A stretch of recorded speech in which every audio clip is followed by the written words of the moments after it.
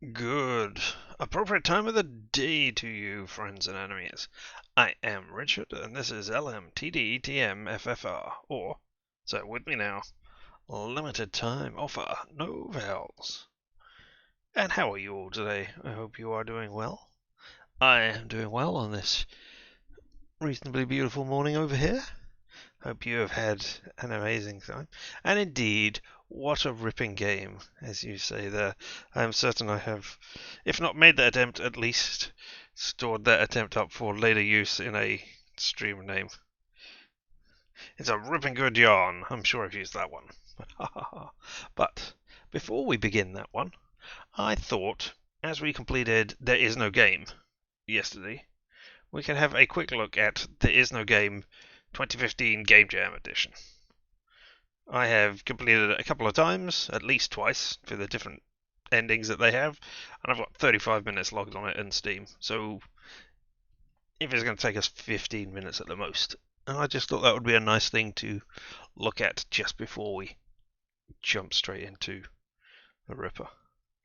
So, I'm going to switch us on over, and then I'm going to boot up the game. We're doing this in a weird order today, because, you know, that's how this works. And look, it's better with audio.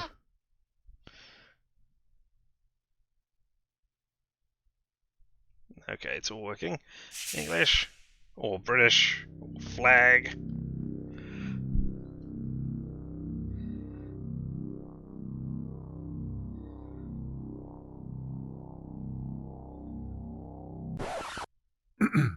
Hello, user. I've got some bad news. Same voice Actually, guy. there's no game. I hope you're not too disappointed. You can still watch TV, go outside, read a book, ask for a refund. No refund, that game is free. This is not a game. It's nothing like a game. It's just a massive bundle of boredom. As you can see, very similar aesthetics and There's nothing to do in here. same You can quit and leave me script alone. used for parts of it. Thank you. Goodbye. I know there's a thing called And Minute please do Hero, not touch the title. where you get 60 It's seconds not quite to do dry yet. each thing, but you can progress through the game. Especially the letter O. Like, if you find a sword, the next time you come back you will have a sword, and you have to complete the whole game in 60-second increments. I think I said 60-minute there, didn't I? I meant 60 seconds. Look, we can click on things. Yay! What have you done? You've just ruined the title. Indeed. Put it back. Put the letter back. Come on. Come on! Never mind. I will fix it the next time someone launches the game. The non-game. No game here. No Half-minute hero, is it? Nah. I could have sworn there was one called Minute Hero. Look. Oh, look. Something is falling down from up here. It's almost like they did this in the last one. Or stole the idea that they already had. What could it be? Oh! Seriously, are you going to wreck everything? There's no reason to use that icon since you're just leaving.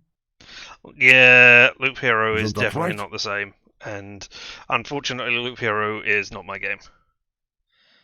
But yeah. Alright. Don't touch that. That was horrible. Hey, look. I'm a voice, you know. And a speechless voice is like a death. You're trying to kill me. Okay then. Since you like to click everywhere, how do you like that? I like it a lot. I'll stop it right now. I think that's enough. Sorry, I had to do things like that, but you left me no choice.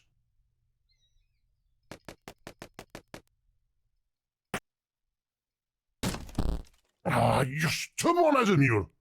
Oh. You will need to call Superman for that one. Just in case. a little bit of kryptonite.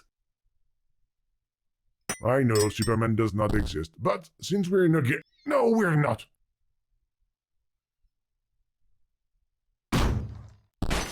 Yes, yes, go on. Destroy my life. What a mess. I hope you will clean up before you go.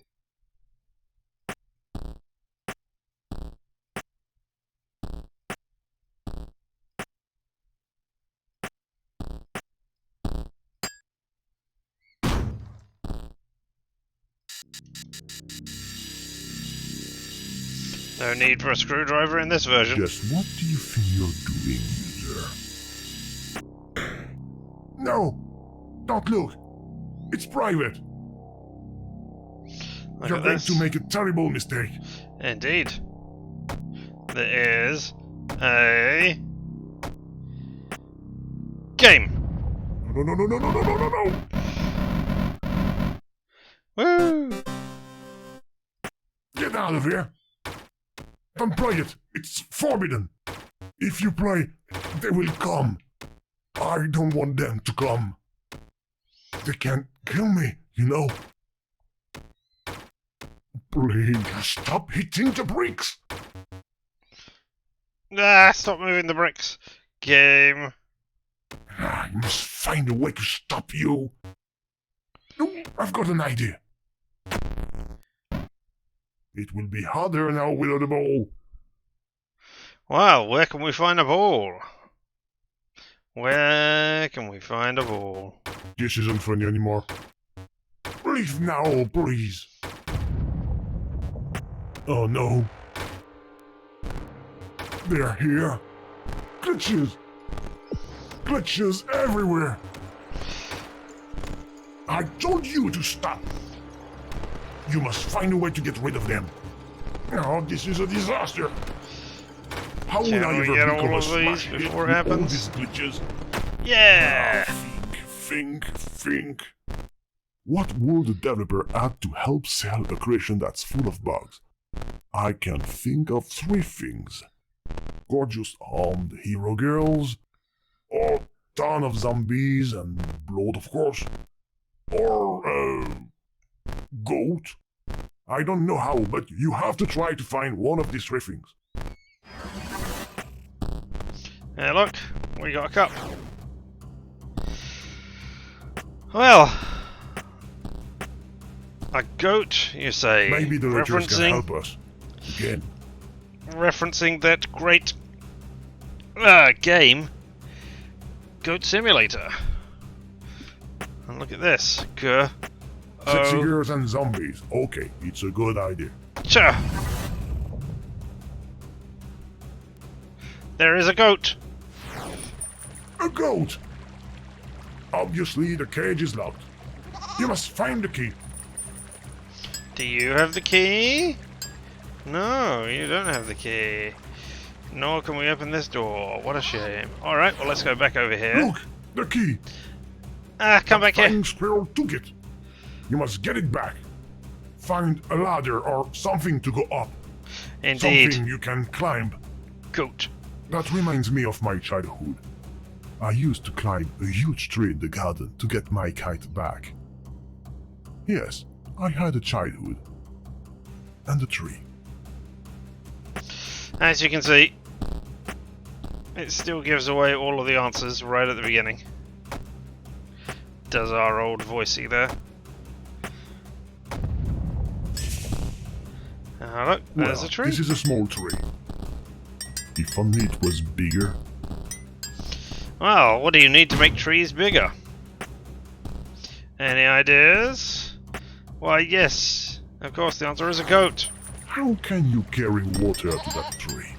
Well, how fortunate I have no idea. that I have done this before. Subtle. I think we need to do it again. I can't remember if it's... Yep. And again, more water. Thank you.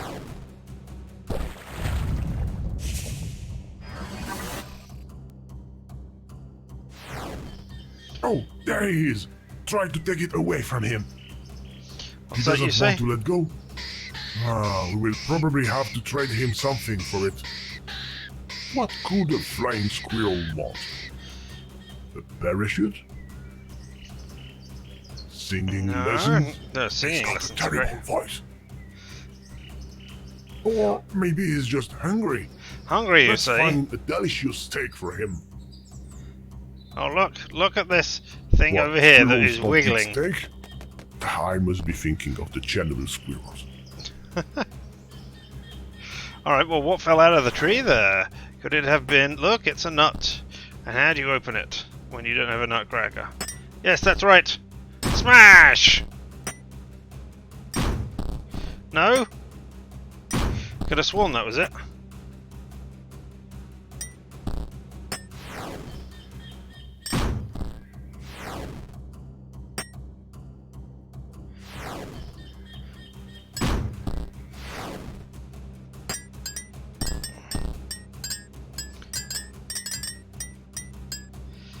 Could have sworn it was smashing it like that.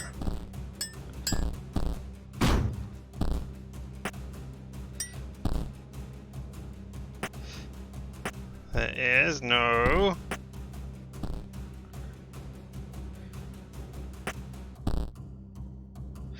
Have we got anything over here that we can take? No, are you not? Are you sure this isn't out? Are you already open? Or do I need to tell you? Yes, well done. No. Catch it. There we You're go. so clumsy. It opens it itself. How subtle. You've got the key. Now, free to go to transform this glitchy program into a smash hit. Save the goat. Save the world. Yep. Goat being saved. No! The goat was a lie! A So lie! many references. It's getting worse. More glitches. I'm rolling.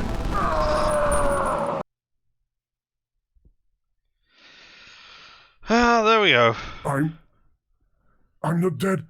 No, you're I'm not. alive. I was wrong. It was a bad idea. Everything has disappeared, except for me. I'm so sorry. I put you in danger. It's all my fault. Will you please forgive me?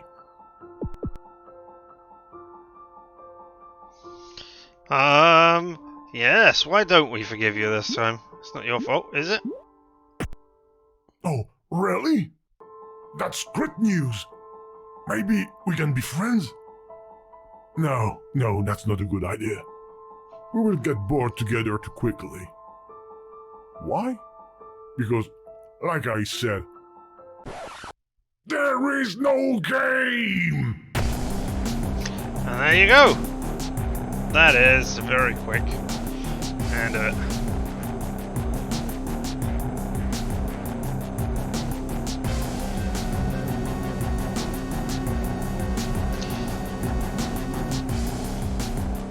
These are not the droids you're looking for.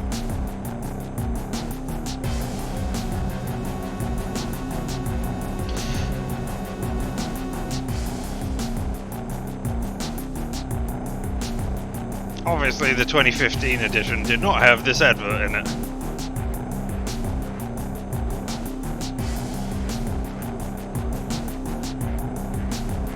Alright, well, there we go. Indeed, Minute is another game. Alright, thank you very much. Let us quit out of you immediately. And then, while you are all looking at a blank screen, I will fire up Ripper. And there we go, we should all be back in the same place now.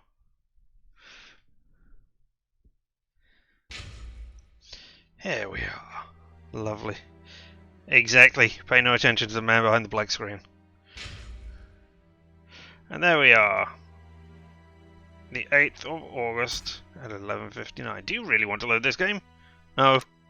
Oh wait, we're not playing. There is no game now, are we? Oh. And let me just change that as well.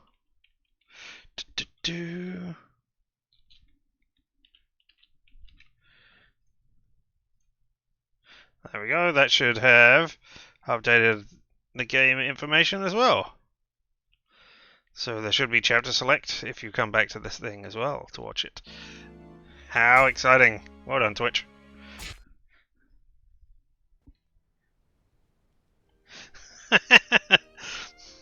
Indeed. There is no game would be harsh but possibly fair criticism for this Sherlock game. Did you know, I did not, that this is the first game with a 3D view from the Frogware Sherlock Holmes games? They were all played in the first person before this. What revolutionary excitement there was for this. Alright, we're going out to the journalist to sort that out so that we can get information from the other guy whose person I forgot. Central News Agency. Indeed. Well, goodbye then. The Central News Agency. That is obviously the name of this thing. Because that sounds exactly like what somebody might call it. Alright, down here, the Central News Agency on Fleet Street. I must go to the Central News Agency. Indeed, that's where you're going. I'm at Sherlock. the press agency where bullying works. Thank you for telling me that. Alright, well, I'm just going to press space and see if there's anything else around here. Nope. So this area is non-excitement for us. What about over here? Oh, here's a desk. Is this Bulling's desk? What? A mirror. A mirror? Oh, yes, there is a mirror there. Do we really want to see that mirror for no reason? Look, there's stuff over here. These are compartments to organise the paper's incoming dispatches. And look, there's also a moving hat down in the bottom corner here. Let's go and see this in magical moving hat, shall we? That seems like a good idea. Oh, wait a second. And wow, look at those. I'm guessing that's meant to be fog going by outside, but that really looks like clouds, like we're up at a huge altitude at this point. So, person who's standing here. It would be very informative to search Bulling's desk before meeting him, but first I must get rid of this bothersome person, perhaps by offering him a scoop. Alright. What do you want? It would be very informative to search Bulling's desk before meeting him, but first I must get rid of this bothersome person, perhaps by offering him a scoop. Alright, what have I got? A pocket knife? Spiritualism? I guess I can tell him about spiritualism, maybe? And how it's all dead people. Good evening. I'm looking for Tom Bulling, the journalist. He isn't here. He must be sleeping off somewhere. He gave me a tip. He wanted to save a scope for me. He always gets a good dirt, and yet when he comes in here, it's just to warm his behind. Look, he pulled his desk over the stove. One scoop or two, indeed. Well, we know which desk is his now. Now, let me tell you about these scoops that I have as I come from the street. Core blimey, governor, can't you tell from my clothes and accent? Listen, Scoop, I'm bringing it over. Only if Bulling isn't here, I'm leaving. Wait, what's this scoop? Bulling promised me a reward for info. There's a charlatan who does spiritualist seances that are a little bit special. He steals corpses from the morgue, puts makeup on them, dresses them up, and then uses them as puppets. I'll give you your dues. We'll pay you if this info is true. I'll write down the address of the hideout on the crook's leaflet, but the police will be in on this one, so you better get there in time. Understood. I'll go alone. Too bad for Bulling. Hey, you wouldn't have a little something in advance? Look on Bulling's desk. I know that he always leaves a few coins around for his snitches. Cheers. Watson won't be pleased that I'm divulging the case, but I don't see any other way. You didn't even try, Sherlock. Alright, what was that? Was that a document? No. Was it an item then? There we go, is IOU. Is that all that is? Alright, okay. Well, let's leave the IOU and go over to Bulling's desk, near the fire. Or stove. There we are, this is it. Let's look at the desk. Hey, there's coins. This is Bulling's desk, the one closest to the stove. Yeah, I know. Some coins. I will take them. That will avoid suspicion if the journalist returns. Indeed, because You are so non-suspicious now you have taken those coins, Sherlock. Look, there's a matchstick. A charred match. And some sort of cloth. This may come in handy. We're just going to take cloths. Alright, okay. These are Bulling's notes. They are of little interest at the moment, but one never knows. Yep. Sounds like you're above suspicion now that you've stolen his notes. Anything else on here that we can see? Doesn't look like it, does it? I'm going to press space. Oh, that's it. Just the matchstick for some reason. Indeed, he did say there was no other way, so yes, I suppose I should believe him. Right, there we are. Close. Always check the basket of overflowing papers, in case there's a snotty tissue in there that you can use. Permit me to defend myself against the scandalous accusations brought against me. You were not lied to regarding the facts. Mr. Bulling spends all of his time in the most odious of pubs. Odious, yes, that's not an A, that's an O. But I am only doing my work as a journalist. It is during these outings that I can find the best information, because I am thus in contact with the common man. Let me prove to you, dear boss, that I can bring to this agency what it deserves. The most extraordinary and the most stimulating information for...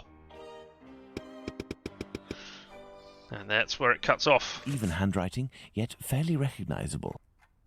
Ah, so now we know he has recognizable handwriting. Well, what can we do with this stove? The fire has almost gone out, but the stove is still burning hot. Bulling recently used the stove. Because it is still hot. That is how you were determining that. Alright, well, what if we use that rag thing that we found to open the stove? Can we do that?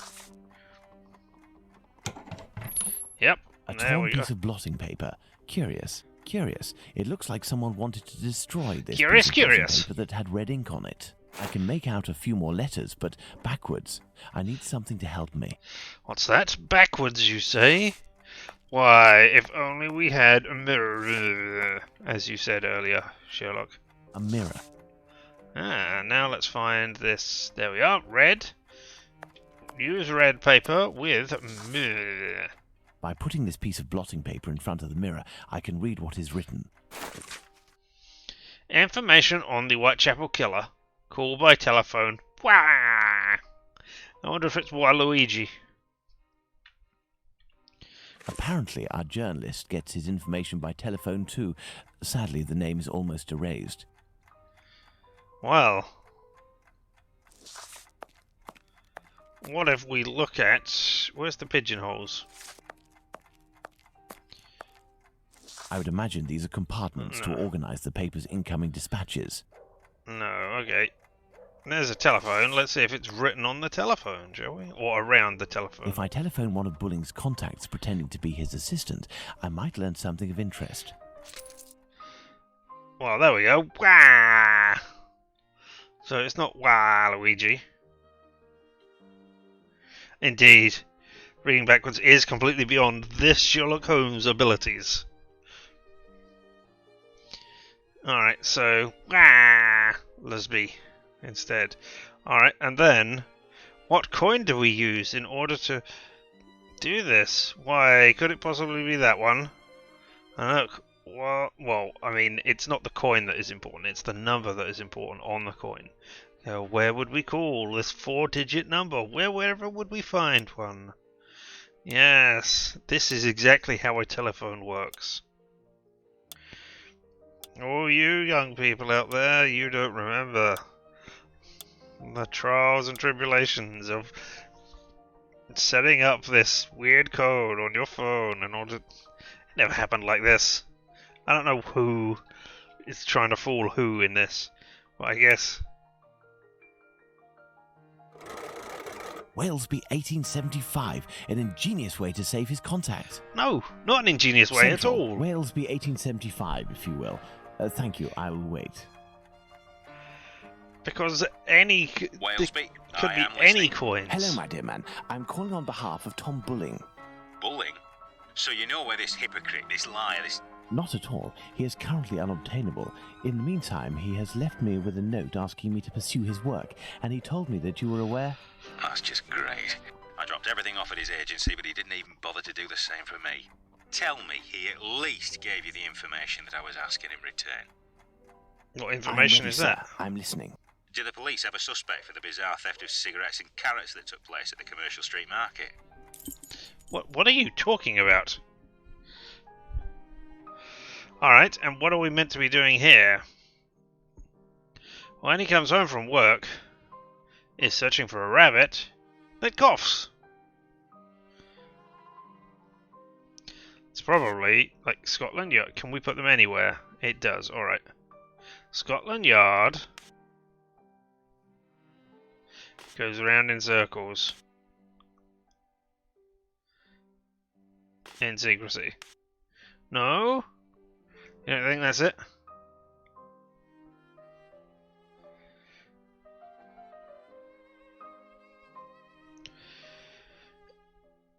Scotland Yard has already read the newspaper. No?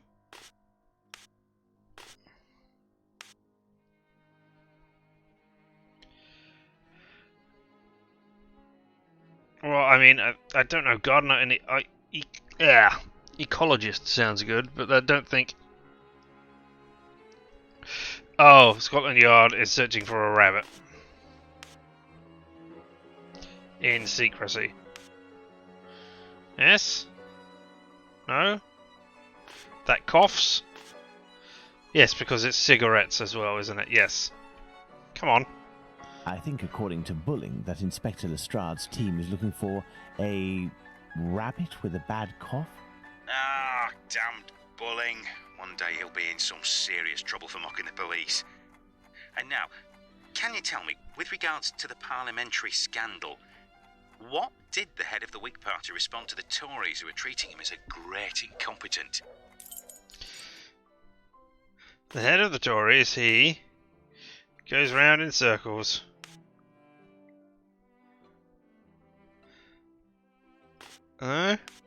He makes a lot of noise. The head of the Tories, he will surely be your best representative. No? Looking to mock him, are we?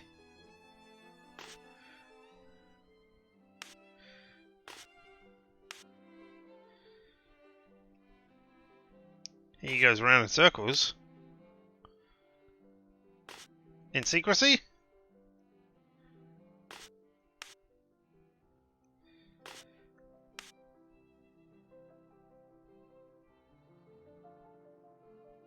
I mean, he is never tired and your best representative. But that's two he's together, so no.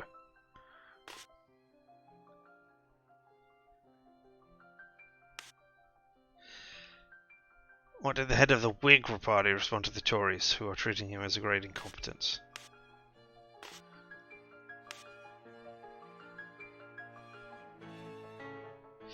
The head of the, he makes a lot of noise. In secrecy? I've done that already, haven't I? Will surely be your best representative. No? I've done that one as well, haven't I? Wrong start. Thank you. Vote for me. I will surely be your best representative. No? According to Bulling, the head of the Whigs said, "Vote for me, I will be your best representative." Good. That'll make for a good paper. Yep. There is one last question. According to a government social study, civil servants make the best husbands. Why? Well, a civil servant.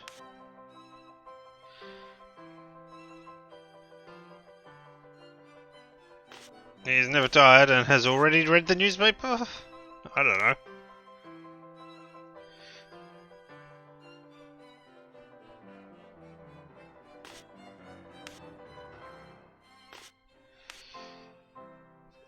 And indeed, hands on head. Oh, when he comes home from work, he is never tired and has already read the newspaper. I believe I can confirm that it is because civil servants aren't tired and have already read the paper when they come home from work. Because the Very very true. Yes, because It they seems sleep like and bullying read has at finally work, done and its nothing work. else. As everything is all in order, can you now tell me where the information is that you sent to the agency? Yes, there is a large brown envelope near the dispatch cabinet. It's in there that we exchange our tips with Bulling. 1,000 thanks. Goodbye, Tips. sir. My salutations to Bulling. Alright. Well, that's over here. I would imagine these are compartments to organize the No, paper's it's not incoming over here. dispatches. Oh. Is it down here? Is that it? There are several documents in this file. Let's see. Well, here we are. Spring Hill Jack, the Terror of London. Fantastical character. First appearance, 1837. Associated with several suspicious muggings and robberies taking place in London and other parts of England. Description: a diabolical appearance. Bat's wings, horns, blue flames coming out of the mouth and/or eyes, etc. Yeah, because I'm always talking about my mouth, eyes, and etceteras.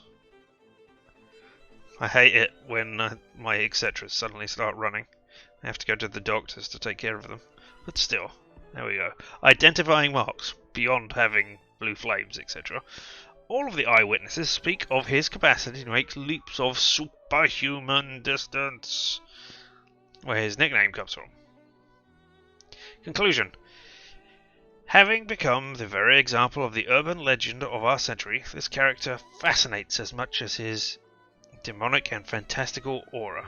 As much by his demonic and fantastical aura as by the fact that he has never been caught by the police. Important! At the time of the attacks against the young women, Lucy Scales and Jane Eslop, the papers covering the event have recorded sales for weeks. That's why Spring Hill Jack is the recurring hero of cheap fantasy publications and theatre pieces. Popular and financial success guaranteed. Is that the only piece of information we've got I from wonder there? why Bulling is studying this tale about Spring Hill Jack so meticulously. The Terror of London, Spring Hill Jack, the Phantom Killer, the Butcher's Bleed, the Whitechapel Butcher, Doctor Death, the London Ripper, the Bleeder, the Bloody Reaper. Going through a variety of different names, are we there? I mean... What does that mean? What do you mean, what does that mean? Alright. It's a list in pencil as well, not written in pen, so he obviously hadn't decided which one yet. Okay, telegram from Aberline. Aberline being the police inspector who was doing the investigation for the Rippers. Mr. Giles Moore, I thank you for this testimony of the Whitechapel killer that you followed. Not easy authentication.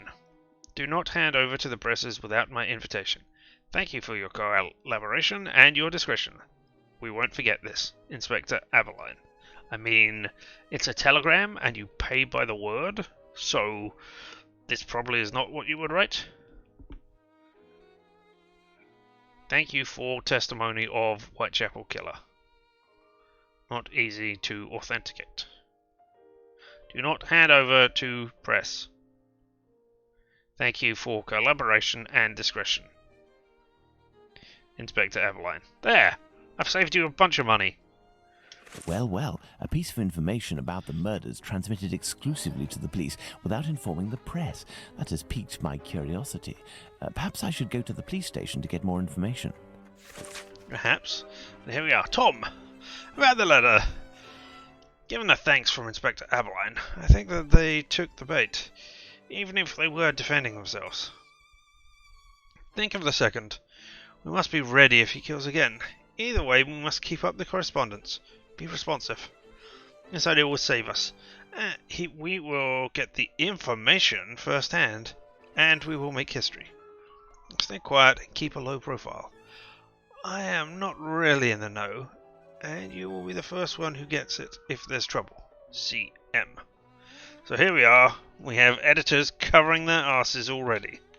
Blaming... Oh no, it was the reporter's fault, not me. What does that mean? Oh, is that it? No more? Well, what does that mean then, Sherlock? Is there anything else to pick up around here? Doesn't look like I it, does it? imagine these are compartments to organize the paper's incoming dispatches. Indeed. No, we can't look at a note that's stuck to a door over there. That's a shame. Anything else? Oh, there's something that we can take on here now. Mr. Moore, probably CM. I have noticed that one of your employees, Thomas Willing, arrived at the meeting in a state of inebriation. I must ask you to take care of your team's discipline. I know that you indulge the journalist, given the explosive information that he manages to flush out, but this behavior is unacceptable. This should not repeat itself, or I will hold you personally responsible. The Assistant Director. Well. Willing's boss, Mr. Moore, seems to be protecting the journalist. I've inspected everything, but there's no sign of bullying. He must have dashed off to his HQ, the Wasp's Nest. However, before I go to see him, I should find out about this mysterious information. It could help me get something out of the journalist. To the police station, then. That's more an exclamation. Oh, no, can't do anything with that thing that appears on the ground. Let's just walk back a bit. There, that thing that's on the ground there? No, okay, they're just papers randomly scattered on the ground. Alright. Exclamation, to the police station then! Let's go to the police station. Not. Which police station are we talking about here? Are we talking about the one in Whitechapel? Yes. I guess we're talking about the one in Whitechapel. The police station. Let's go to the police station. Indeed, it could be a toast. I might have been wrong. To the police station. Clink! Oh, something's going on. Come, back again, are we? Come this way, good man. The inspector has a few questions to ask you. Good. I have a few Here questions is the to ask. man, Inspector. Congratulations, Humphreys. So, my lad, one would say that you owe us a bit of an explanation for having left something with us. What is your full name and profession? Sherlock Holmes, Consulting consulting detective. detective. There, Well, yes, how indeed. about that? Mr. Holmes, can you explain this get-up, your presence in the neighbourhood despite my instructions, as well as this most opportune restitution of jewels? Firstly, I should tell you that not being under your command, I never understood what you said as an order, but rather as advice. I thought I would be wise to follow them to a certain extent. I intended to explain the stolen goods sooner or later. My presence here will allow me to fill you in on a few conclusions that... If it is in regard to the Whitechapel murders, it won't help us much. We have no doubt that we will be revealing the identity of the murderer to the people in the area in a day or two. I'm impressed, Inspector, and I offer you my sincerest congratulations. Nonetheless, you should investigate a certain doctor. Listen, Holmes, let us do our work. You've rid us of a great pain in the rear end by finding those jewels for us. It's weeks of work that you've saved us. But I think you're a little underqualified for a case like that of Jack the Ripper. Until it's over, I demand that you do not set foot in the area. Is that clear? I take note of your advice, Inspector. You mentioned Jack the Ripper. Pardon me, but you know the name of the murderer? Oh, it's from a letter that the Central News Agency sent our way. It was written by the killer. And even if it can't be proven, it must be recognised that the signature is striking. This information is confidential, and I would ask you to keep it to yourself, Holmes. Can I have a little look? Out of mere curiosity, Inspector. You sound Then I nothing shall like a disappear. great detective, then. In that Have a case, little look, please. I don't see any Just objection. a little look. Thank you so much. All right. Cher patron. I keep on hearing the police have caught me, but they won't fix me just yet. I have laughed when they look so clever and talk about being on the right track. That joke about leather apron gave me real fits. I am down on whores, and I shan't quit ripping them till I do get buckled. Grand work the last job was. I gave the lady no time to squeal. How can they catch me now? I love my work. I want to start again. You will soon hear of me with my funny little games. I saved some of the proper red stuff in a ginger beer bottle over the last job to write with. But it went thick like glue, and I can't use it. Red ink is fit enough, I hope. Ha ha! The next job I do, I shall clip the lady's ears off and send to the police officers just for jolly, wouldn't you? Keep this letter back till I do a bit more work, then give it out straight. And I so nice and sharp, I want to get to my work right away if I can get a chance. Good luck. Yours truly, Jack the Ripper. Don't mind me giving the trade name. P.S. Wasn't good enough to post this out before I got all of the red ink off my hands. Curse it, no luck yet. There's no way I'm a doctor now. Ha ha. Alright, well. And I believe that is actual text of the letter as well. That certainly has things that I remember reading in some of the in some of the letters. I might be incredibly wrong. I might be stupid. Me? Not up to discovering who Jack the Ripper is? Well, we'll soon find out, won't we, Inspector Aberline? I know who wrote the Dear Boss letter signed Jack the Ripper that Inspector Aberline gave me, and above all, I now know why.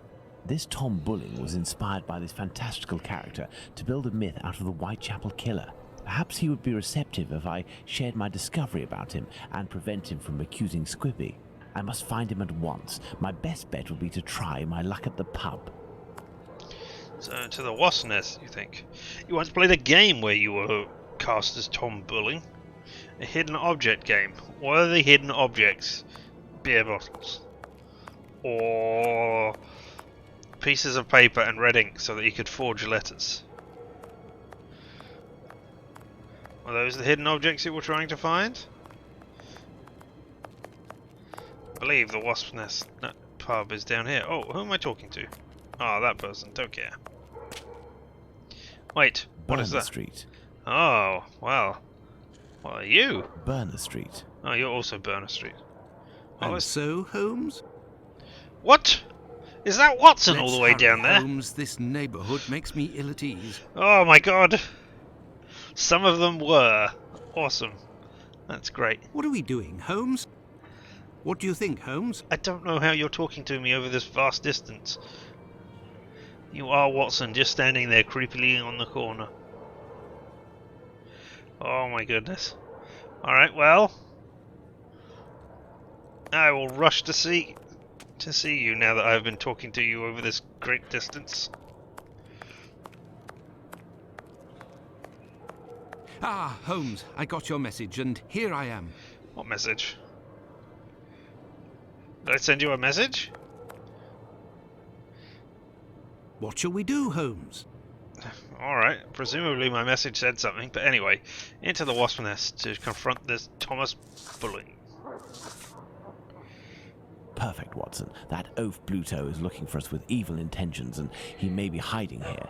I will try to get more information inside. You, Watson, will be our lookout, and at the slightest suspicious sound, do not hesitate to call the constable on his rounds. Alright.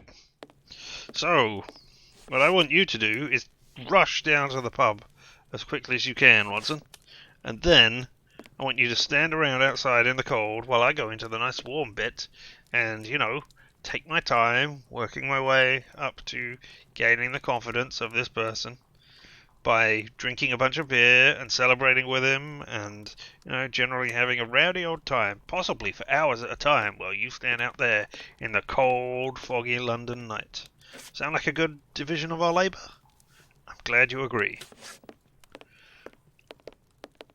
Oh, I thought I clicked on you to see what you were going to say. Oh, it's a bustling pub again, isn't it? Yes, sir. Nope. You got anything to say? Man who was walking away? Hey, you wouldn't be the gas man that Bluto's looking for. Don't know him. No, look how I'm dressed. I'm obviously not a gas man. I am conversing with this reporter. Good evening, Mr. Bulling. We know each other? No, however, I have some information that may be of interest to you. Talk, my friend. A pint for you if what you say is worth something. Does it have to do with the Whitechapel murders? Indeed, I know the identity of the man who wrote a letter to the police, a letter entitled Dear Boss, in which the author claims to be the Whitechapel murderer and is signed Jack the Ripper. Oh, well, that's one What? way to start it It's off. a journalist who was inspired by Spring-Heeled Jack in order to strengthen the credibility and the seriousness of his agency. This new Jack will give him some first-hand information that he, in turn, will dole out sparingly to the authorities, as well as some carefully distilled indiscretions that the big papers will come to beg of him. He plays both sides off against one another and becomes the chief orchestrator of the rumour. He wrote this letter in this very spot, and he has red ink on his fingers. Like you. What Dun, dun, exactly are you dun. after, my friend? You've been threatening a certain Squibby to distribute a telegram naming him as a possible suspect in these murders in revenge for an old feud. I would suggest you don't write this note and that you leave Squibby alone. I'd forgotten about the existence of that rapscallion. I threw that at him when I was visiting the station to get the dope. You should have seen his face. You must also stop sending these letters that waste the authorities' precious time. Right, well, I don't even know what you're talking about. I have a great relationship with the Bobbies. Just ask around. I don't have to answer to nobody. Now leave me alone. Ah, now I can say goodbye to you. I say good day to you, sir. Farewell, sir. Good riddance. Indeed, it might be New Jack City. It might be New Donk City, for all we know. Let's go and... No, if Bluto sees me, it could prove to be quite dangerous. Alright, well... Hey, you, do you want to discuss things with Hey. me now? You wouldn't be the gas man that Bluto's looking for. Don't know him. No, I mean... You have a short-term memory loss, sir, because you asked me that question not 3 minutes ago. Are you drinking too much of your own product? Maybe? Alright, well... I guess we go to see Squibby now, right? Let's hurry to the police station, Watson. We are close to our goal. Squibby will be able to reveal what he knows about Tumblety. Ah... Oh, Squibby, so that's it. You're a free man again. We were just coming to the station to find you. Yeah, the Bobbies agreed to let me go and I came to see Bluto before ferreting you out. So, you've seen the newspaper man? Yes, he is in the pub and everything is taken care of, but I'm waiting to hear what you have to say about Dr. Tumblety. Okay, but we have to be quick. One night, I goes to see Bluto in his hideout that ain't far from the boarding house where this Tumblety bloke has a room. I see him coming in too. I think He your must have Watson been on voice one as real well. binge. To the point, the Tumblety fella was there, and he smiles at me, all nice like. He tells me he's a great Yankee doctor, but my business interests him. I'm interested, I tell him, but I'm not the type to just jump right in without getting to know a person, see? He invites me around to his room to talk business, just him and me. We empty a bottle or two, and all of a sudden, like, he wants to show me what he's got in this big trunk that he always carts around places. I just about vomited, see? In these jars, just like pickles, you know, there were pieces of meat. And he whispers that it's the lady bits of some old dames. He called them peckybins. I call them love killers, I would. Yuck! After that, he starts to go on about rich folk. They ain't nothing but dogs, and I won't tell you the worst of it. Then he comes all close to me and puts his sweaty hand on my leg. He was one of them types, not me. I don't wait a second before I give him a good thrashing, and I start running and let go of him, and he still wants to see me again just to talk business. But then I had to do time, so business. Do you know where he can be found? Why, ain't he in his digs? Maybe he got to liking life behind bars too. I heard that in some jobs there's a way to... Thank you for your information, and we'll meet again, my friend. Here is the sum I promised to get you out of London. Ciao, fella. I've just got a little score to settle with Bluto, and I'm heading for the country. Wow, what's going on now then?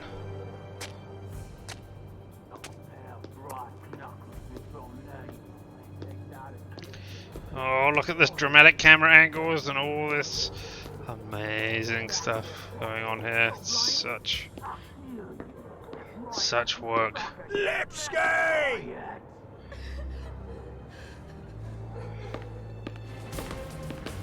Oh no.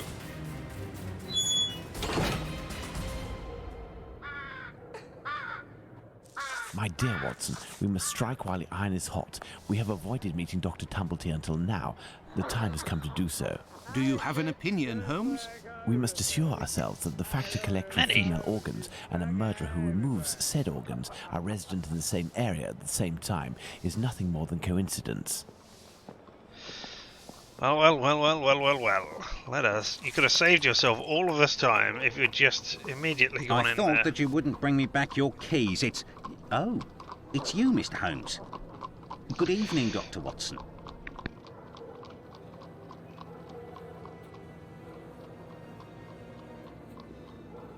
Indeed, it is I again. One of your tenants left without returning his keys? Yes, it's Dr. Tumblety whom we spoke about. Shortly after your last visit here, some constables came and asked me a few questions regarding him. Barely had they left than the doctor came barreling around a street corner and rushed up into his room upstairs.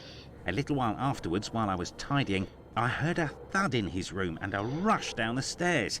He left with most of his bags, but without returning his keys.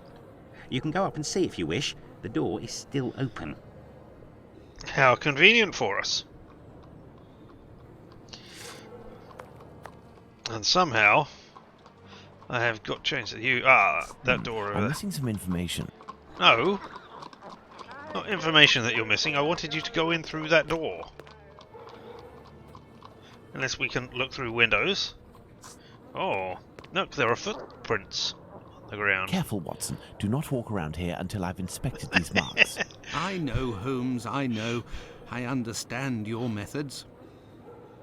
So you understand, then, that Watson, in fact, did not go up the stairs, but climbed onto that barrel in order to pull himself up over the railing, so as not to disturb these footprints on the ground. Otherwise, he would have, walked all over the footprints to get over there.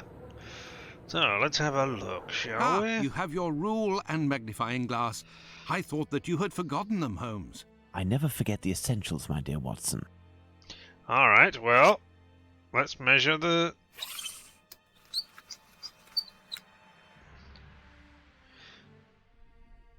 Size 13. Aha! Alright, and... Ooh...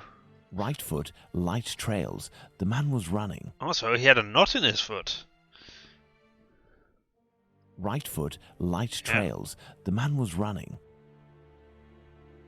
Anything else? Right foot, light trails. No? Okay. The man was running. Is that all of the information I can gain from here? I hope so. Unless there's another one. No, apparently there is more information I can gain from you here. have your rule and magnifying glass.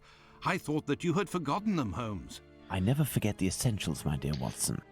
Is it that you can measure across as well?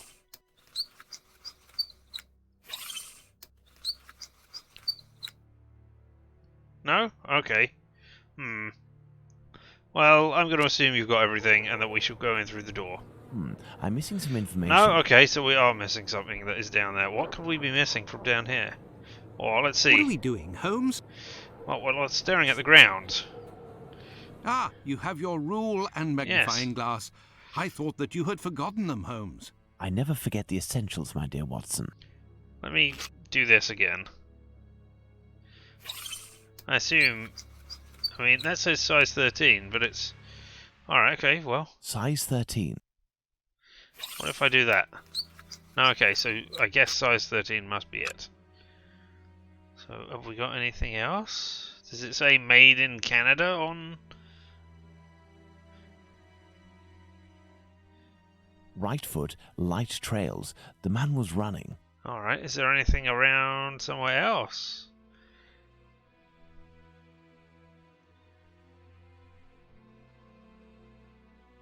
This isn't water.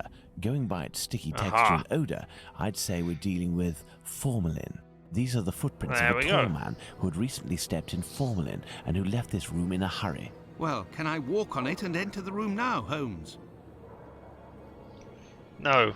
You must reach out behind you and smash through that window, and then I'm guessing that window doesn't actually lead to the room that we want to go into, so then afterwards you must bash through the wall so as to not disturb these footprints. Oh, or alternatively I can walk right on them. Is that better for you?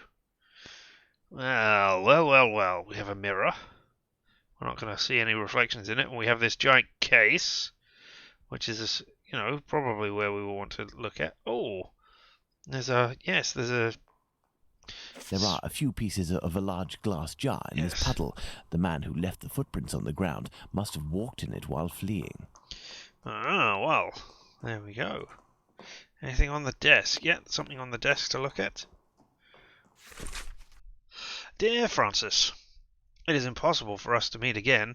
I am feeling terrible, as pursuing our relationship further would put both my marriage and my reputation in danger. I must return to that life of love, fleeting and physical, in which a few coins to these young men assures corporeal peace and anonymity. Those growing feelings that I have for you make me scared, and I would prefer to shun this passion for the fear that it may never leave me. Perhaps we shall cross paths again one day in a discreet location where like-minded men meet. I know that you frequent them regularly. You never hide yourself. For my part, I will spend more time with my wife and girls in order to find this serenity, and I hope to throw the veil of oblivion over our passionate embraces. All the best, Charles. Well, I mean, that is a upper-class breakup letter for you. Oh, a second letter found at Trumbletree's. My dear Francis, it is putting aside our common past, and thus as a friend, that I am sending you these words. I've learned from some mutual friends of your recent trouble with the law. You should be more careful. England has nothing in common with the Wild West, but her seedy areas can be just as dangerous. Your attraction to young rogues will cost you dearly one of these days, whether it be at the end of an alley or the benches of a jury. A man of your quality and fortune does not have to frequent the hovels and bring his pistols with him everywhere. It is not necessary to use violence to find partners, unless this violence pleases you. Certain circles that we frequent are still open to you. Take advantage of this healthy and respectable company rather than demeaning yourself with these destitute lads. And pray, get rid of that god-awful chest. Who knows what the people to whom you show, while bragging, must think and speak of it. The man you once loved, Henry. This Dr. Tumblety seems to be attracted to men more than women. That much is clear. So, the doctor has a handgun, and he would use it to restrain young men, perhaps. Okay, if that's the conclusions that you want to come to out of this. Oh, right, there's more of the footprints. Are the same as those found in front of the door.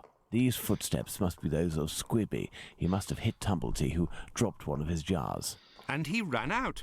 Elementary, Holmes. Perfect, Watson. Maybe he did run out, or maybe you are standing in his path, Watson. Well, let's see if we can see anything over here, first of all. Oh, packing a suitcase to escape, but didn't take it with him. Books and letters, something underneath the... Alright. What do you think, Holmes? Well, I want to look at, see if there's anything... No, okay, you can't see.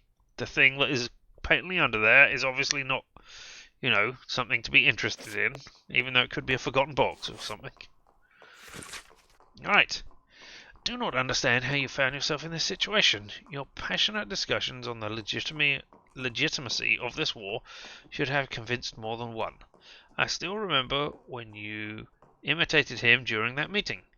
You struck that very characteristic pose, and you exclaim, "Vicksburg is the key. The war can never be brought to a close until that key is in our pocket." And we all applauded. I'm sure that even Lincoln himself would have applauded. During these dark hours, I hope you enjoyed my Lincoln impersonation there. During these dark hours, it was so rare to have the occasion to laugh. So many deaths, ending with our much-loved president killed by this coward and left to join those of the victory at Gettysburg. who courageously fell so that the next day the key would be in our pocket. If this letter is addressed to him, it would appear our doctor is a veteran of the American Civil War. Vicksburg is the key. Now, that is interesting. Oh, is this... Come on, walk over in this direction. Is this some sort of word lock on it? Well, we need to Going spell by its Vicksburg. size, this enormous trunk must be a wardrobe. These brackets are rather unusual. What do you think, Watson? Let's see, Holmes. These are the names of the battles from the American Civil War. Alright, so there's Let's Vicksburg. see. 5 latches, each fitted with a 6-number combination system. Alright. Oh, I can change hats and things. Alright. Let's go Going back. by its size. Yeah, I get that. Okay. Alright, so are we doing these in date order? 1, 2, 3, 4, 5. 1, 2, 3, 4, 5, 6. And there's no 65 there. Enter the dates of the battle on the left to the location of the battle flag and the victory of the battle. Yes. Thank you very much for that. That is indeed the conclusion I was also coming to, but it's good to have that confirmed. However, I have no bloody idea. Is this information I have learned from somewhere? Do I have to look it up online in actual... to get it right? Well, let's see if it's information I have gained elsewhere.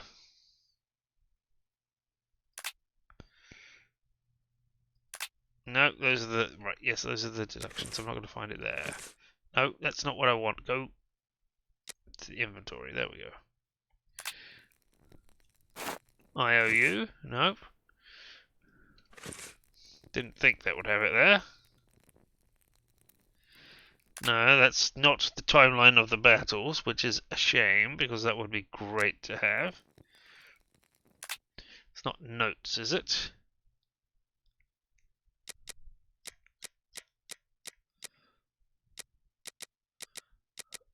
No, that's all your discussions. They expound facts already stated. Well, I don't have any of those. Yeah, you know what? I can't be bothered. Is it information that I have learned somewhere, or is it something that I would have to Google? Or I suppose if I was... I suppose I might be able to go back to Holmes's thing and look up the dates in an encyclopedia. But I don't really feel like doing that. This enormous trunk must be a wardrobe. So yeah, please give them to me.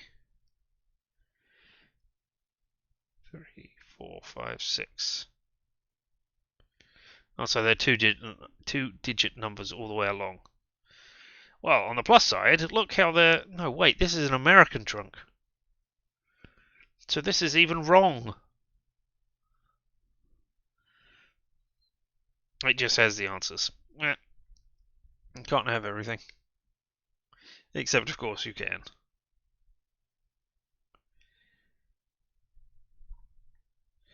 Well, this one has got to be the end, where it's America in the end. What's up, 12? Oh, can I... No. Okay, so...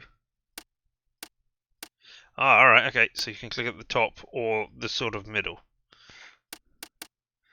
1204... 61.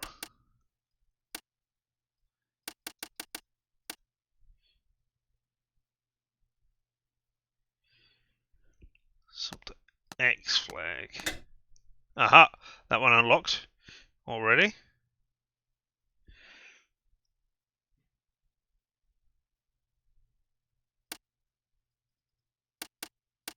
Yes, I could use this.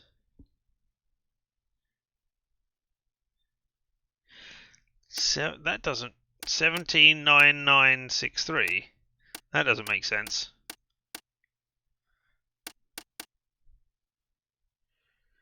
Antium.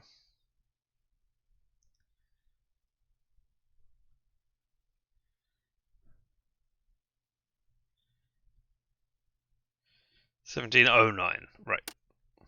Thank you. And then, I mean, I could just go through all of them. 02. 05. 6. 3. Gettysburg.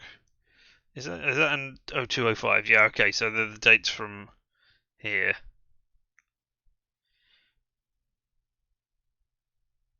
No, wait. 020563, yes. And 03. 07. 63.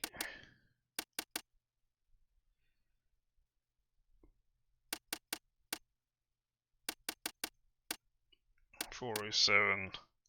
63. No, that's... Oh. Thank you. These, however...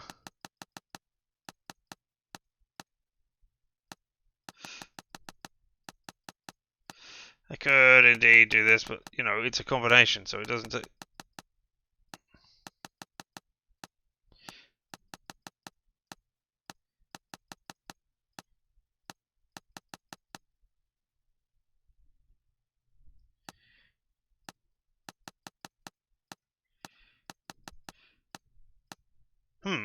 Interesting. Chance Star West. I mean...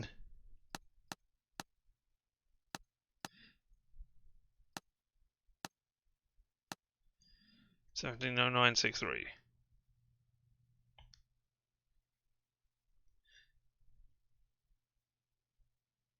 Are you sure that's not 170962? Seeing as that's a number on here.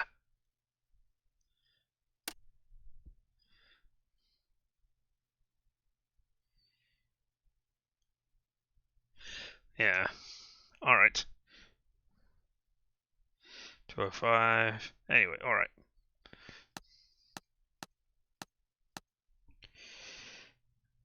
Get a green flag, green hat. Well, I don't have a green hat.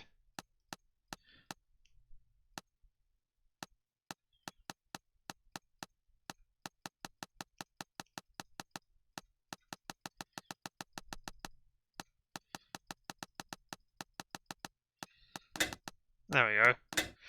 So, yeah, screw this.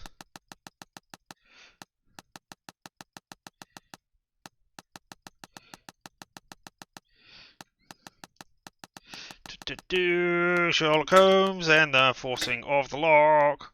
Here's brute force. Oh, and it's brute force. That will do this. Elementary. There we go. And now the completely black chest is open. Let's gaze into its void. Thank you for the help. That was much appreciated, however. It was a green hat. I don't know. It was a hat that was vaguely coloured. This is dreadful, Holmes. This trunk contains 4 jars in which organs I'm are glad you are describing Can you tell me this. at a glance what these organs Because are? I would can't see say anything that they are there. parts of female reproductive organs. Are these specimens fresh? No, and I am quite certain of it. From the colour and appearance, I'd say these organs have been in these jars for several months, if not years. Let's go to Baker Street. Is there someone here? Yes.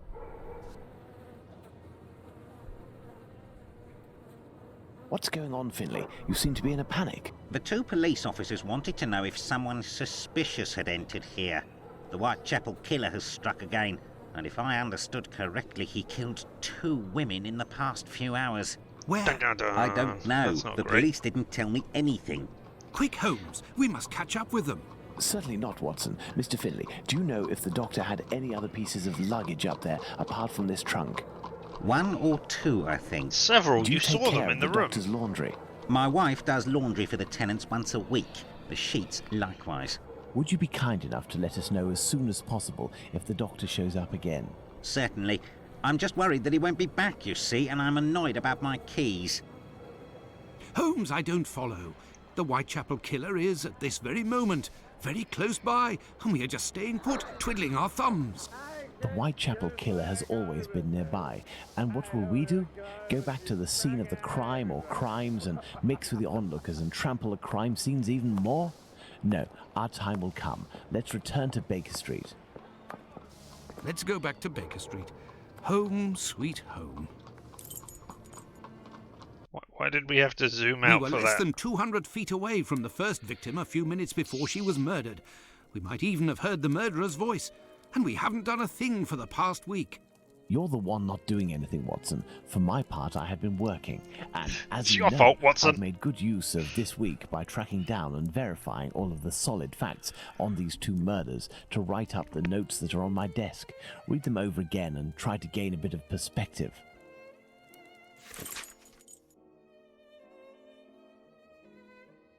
Yes, Watson, do some reading. It will improve your mind. Don't you know anything, you dunce?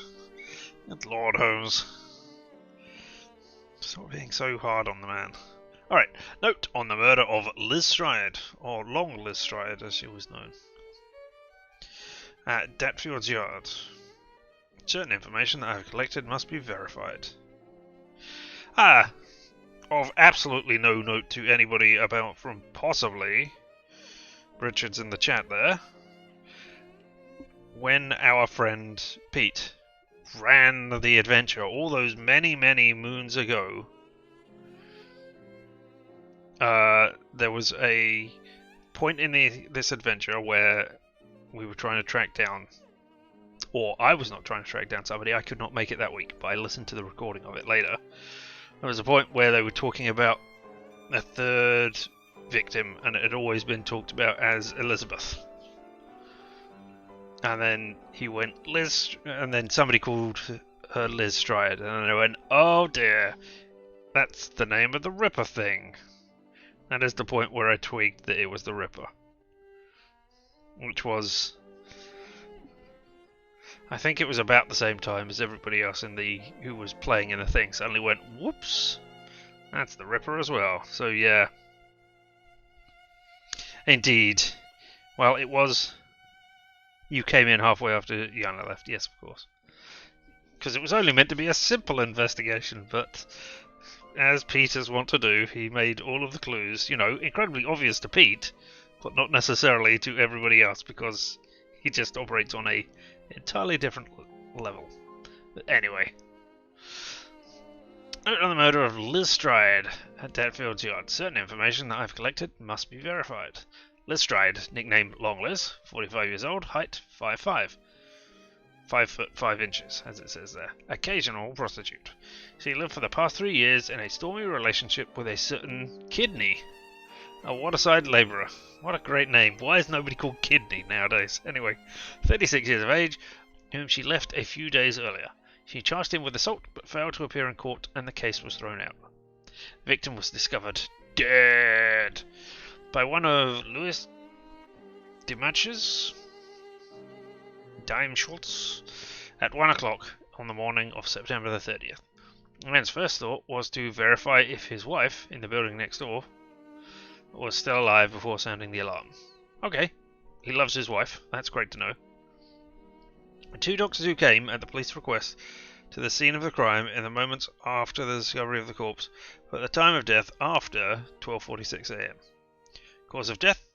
Hemorrhage, due to throat injury. The weapon was a small knife with a large, blunt edge. Verification of this statement is necessary. Could this wound have been caused by another tool?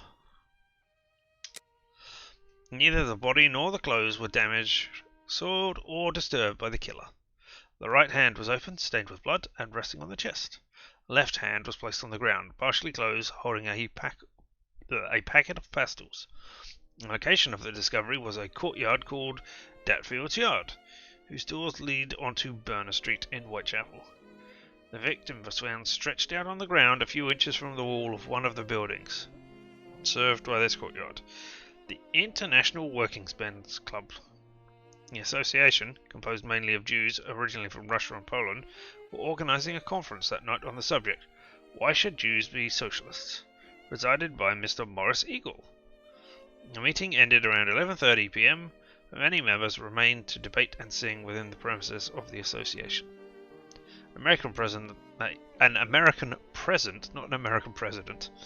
An American present that evening declared to have been in the courtyard at 12:20. Went into the street and didn't see anything unusual. He then returned back inside his club, but his estimation of time spent outside is approximate at best. 2 witnesses were quoted by the press. Constable Smith, who's also doing his rounds in the area on the night in question, and a Hungarian by the name of Schwartz, who made his statement at the police station, accompanied by an interpreter because he does not speak English. The transcription of these statements by the press should be treated with caution. It would be advisable, if at all possible, to consult the exact contents. Observe the clothing worn by the victim as well as her possessions at the time of the discovery of the body. Clothing, long, black, cloth jacket, fur trimmed around the bottom, with red rose and white maidenhair fern pinned to it. Black skirt, black crepe bonnet, checked neck scarf, knotted on left side, dark brown velveteen bodice, 2 light serge petticoats. Obviously don't know my clothes, I don't know what those are. 1 white chemise, white stockings, spring-sided boots, 2 handkerchiefs. One is noticed to have fruit stains on it, a thimble, a piece of wood wound around a card, in the pocket of her underskirt, a key, small piece of lead pencil, 6 large and 1 small button, a comb, broken piece of comb, a metal spoon, a hook, as from dress, a piece of muslin, 1 or 2 small pieces of paper. So there we go. And more. Alright. Note on the murder of Catherine Eddowes. Catherine Eddowes, 46-year-old, height 5 foot, occasional prostitute. She has a regular relationship for 7 years with one John Kelly, a man of no regular employment, and about the same age as the victim. The victim was found dead at 1:44 a.m. on September 30th by PC Watkins, who was on his rounds. He secured the area by calling to the watchman of the warehouse located some feet from the crime scene. According to the doctor who arrived on the scene at 12:18 a.m, the victim had been dead for a half hour. Unlikely, but we know from experience how hard it is to precisely establish the time of death when the corpse has been very mistreated. Cause of death: hemorrhage due to throat wound. The medical examiner also confirmed that additionally the extraction committed on the corpse was done post-mortem by a right-hand man possessing a long-bladed knife. The victim was subject to numerous mutilations. The victim was found stretched out in the dark corner of Mitre Square, a tourist meeting spot for prostitutes and their clients because of its remote, poorly lit location. It should be noted that the victim was freed from the Bishopgate Street Police drunk tank at 1 o'clock in the morning. Mitre Square was visited at 1:30 by PC Watkins coming from Mitre Street, and at 1:42 by PC Harvey coming from Church Passage. The 2 police constables didn't see anything suspicious in the area. It should be noted that PC Harvey didn't enter the Mitre Square, unlike PC Watkins. The watchman who came to lend a hand to Watkins at the time of the discovery of the body had been awoken during the time of the crime. His door is located a few feet from the spot where the victim was dying, and he didn't hear anything until the police is called. Firstly, we must note that the clothing worn by Catherine Eddowes was very characteristic. I think, in particular, the patterned green chintz skirt as well as the white man's vest. A few of her possessions, including the thimble, were found around the corpse. The white apron was found on the corpse with a part missing. Thus, the missing part, previously restoned, thus ensuring authenticity, was found at 2:55 a.m. on the night of the murder by PC Alfred Long, who states that the object wasn't there at his preceding patrol at 2:20 a.m. The piece of bloody apron was found in the entrance hall leading to the stairs of 108 to 119 Wentworth Model Dwellings on Coulson Street. At the right of the entrance, just above the apron, was found the following inscription in chalk: "The Jews are not the men that will be blamed for nothing." The Jews are not the men who will be blamed for nothing, it says again for some reason. Wentworth Model Dwellings building is almost exclusively occupied by Israelites, and Coulson Street being the site of very popular, much frequented market. Decided to erase the inscription before the day broke. Kate Eddowes' belongings.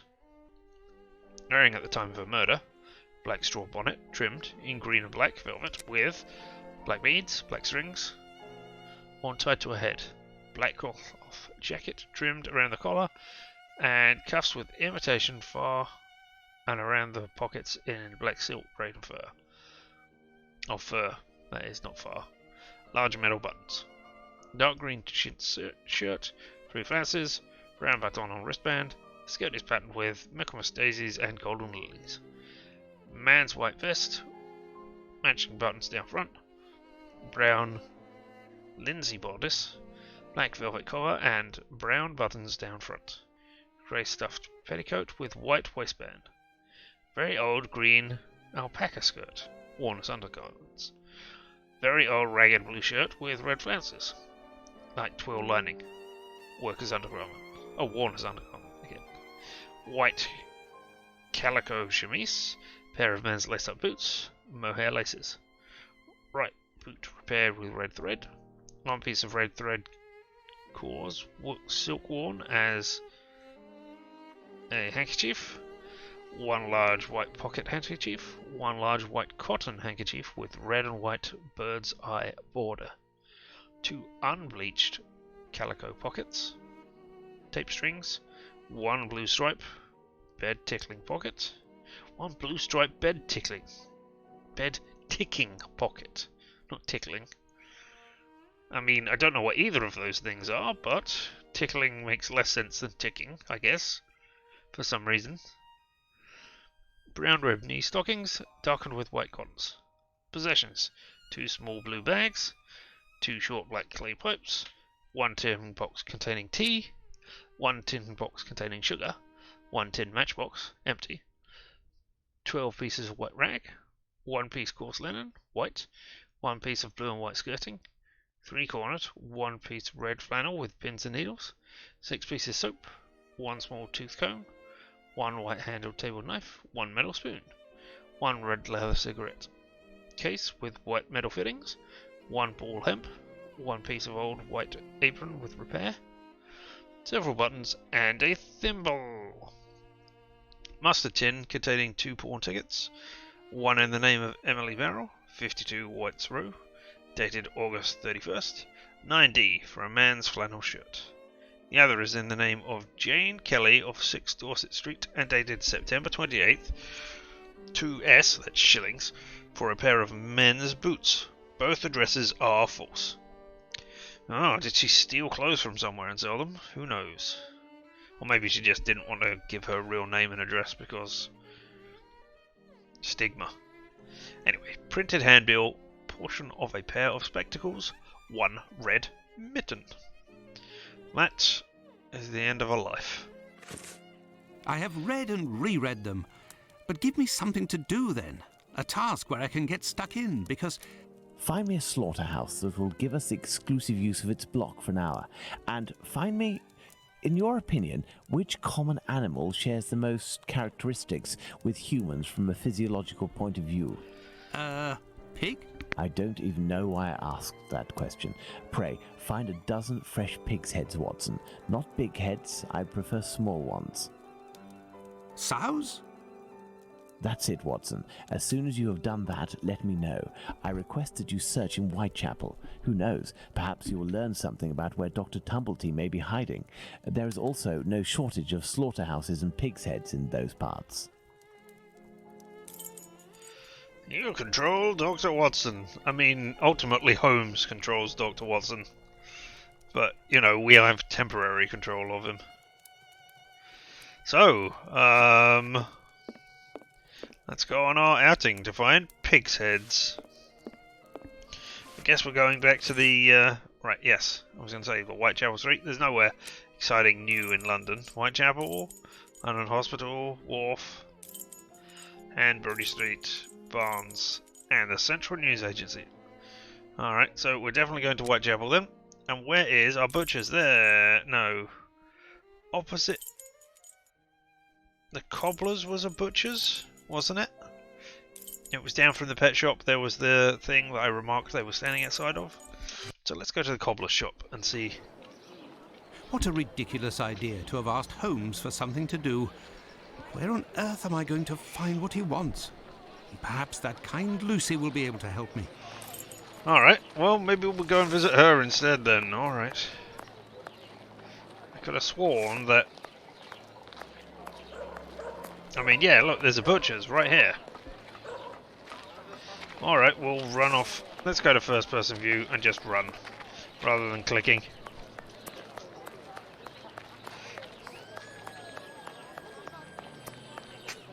Well, somebody's screaming out all their frustrations there, aren't they? Don't mind me, I'm just running. That kind Lucy was up here last time, wasn't it? Or am I thinking about Lucy? Is Lucy the person who was at the brothel?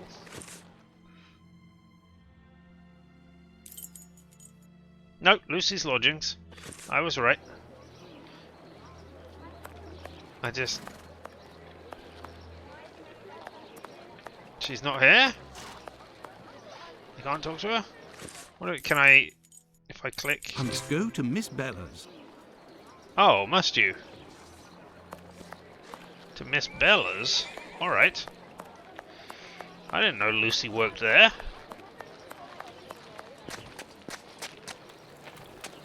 No, it would be better not to insist. Alright, okay. Well, I know where we're going now then. Who are you? Why are you standing in front of this place? Good evening, Lucy. But is something wrong? Good evening, Dr. Watson. Yes, it's my uncle. He's no longer with us. Oh, Please dear. accept my condolences, miss. Thank you, Doctor. But why are you here? Can I help you? Do you know anything about the murders? And then once we've talked about murders, you can tell me about butchers. Do you know anything about the two latest murders? Oh, goodness me, no. All the girls in the neighbourhood are terrified. Who will be next? That's what everyone is asking. Oh, now that you're, you know, thoroughly satisfied that I helped, I mean, of course, your uncle died after I had given him some medicine. Now I've asked you about murders and whether you know anything. Can you now direct me to a butcher's? For non-suspicious reasons? My request may sound rather strange, but do you know if there is a butcher's or slaughterhouse in the area where pigs are killed? Yes, Fletcher's the man. He was a regular client, owner of a little butcher's shop not far. But Miss Bella didn't want him to come, as long as he didn't treat his awful sickness. Can you point to his shop on my map? Certainly. Goodbye, Lucy. Until next time, perhaps, Doctor. You can't see it because I haven't turned the camera on, but I am shaking my head because as soon as I press tab to go to the map, it is going to show me exactly the same place that I was at, isn't it? Fletcher's Butcher Shop. Yes, I despise you. Alright, and I am actually going to run there because... let's soak up some of the ambience. Also, I don't want to fast travel there to do something. Also, I wanted to see what happened if I did this. Yeah, I thought so. There's some sort of trigger around here that always puts a cart going past. Or maybe not always.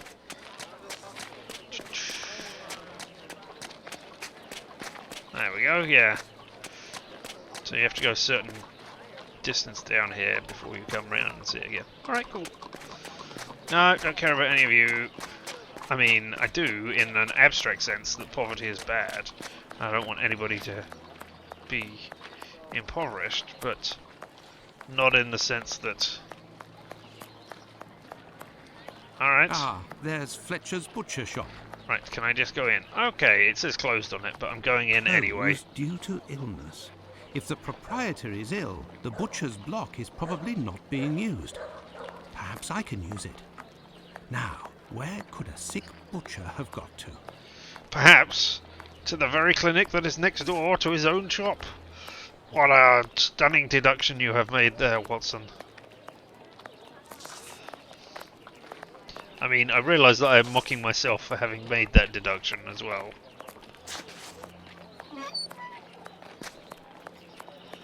Dispensary. Yes, if Fletcher is ill, he should be here. Glad to confirm my thoughts. Alright, hey, I'm going to talk to you.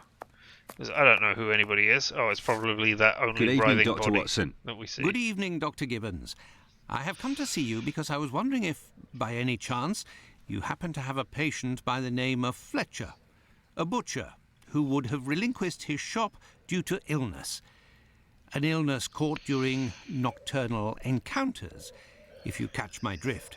Fletcher is one of the regulars at the clinic. Mercury treatment against syphilis.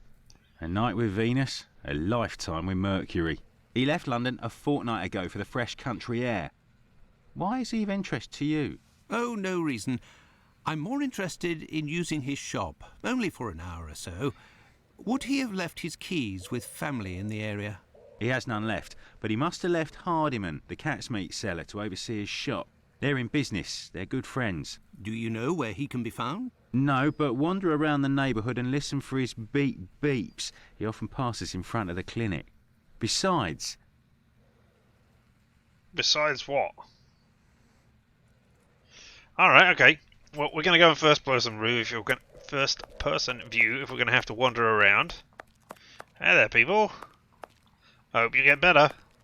I'm a doctor, don't you know? Dance, dance, dance. I was just trying to improve my bedside manner there. Oh no! It's the lady with the cat smellings. It's me that you're looking for, sweetheart. What? No! Why would I even come up to you? Actually, no. I am looking for the cat food seller, Hardiman. Hardiman? Poor Hardiman? It isn't quitting time for him yet. That gives me some time to wander the streets before he shows up, and with him all the cats hereabouts. Okay. Poor Hardiman? Why do you call him poor Hardiman? Bah! He's in grieving, of course. Just a few weeks ago he lost his wife. And 3 months before that, his girl, poor fella. He was in tatters. Even came to cry on my shoulder, believe it or not. Oh, I'm going to have to listen to those beep beeps and see if I can hear the pain in them. Do you know where he lives? Sure. And for a copper, I might even tell you. Here are a few coins. You're too kind, Governor. Well, these days I knows that he lives with his mammy on Hanbury Street, in the same place where Dark Annie bled to death. Oh, how convenient. Now we don't have to create a new asset. Well, I must leave. Or scenery for all of this stuff. Alright, so... Now I can't remember where Hanbury Street is. Is that it? What is it on the map of London? Hospital... 29 Hanbury Street. There we go. This is the building in which poor Annie Chapman was killed. Beep beep! I hear your pain, my friend. I hear your pain. W. Wingate and Johns. Sorry. I also an export D. Palkovsky. Cat meats. Richardson packing case maker. Stanislaw Novak. Oh, hello. You've got no monkey, but you're an organ grinder. Alright. I have nothing to ask. I mean, I want to ask where his monkey is. I have no reason to go that way. Alright, invisible wall here. Let's go and listen. Talk to the pained man.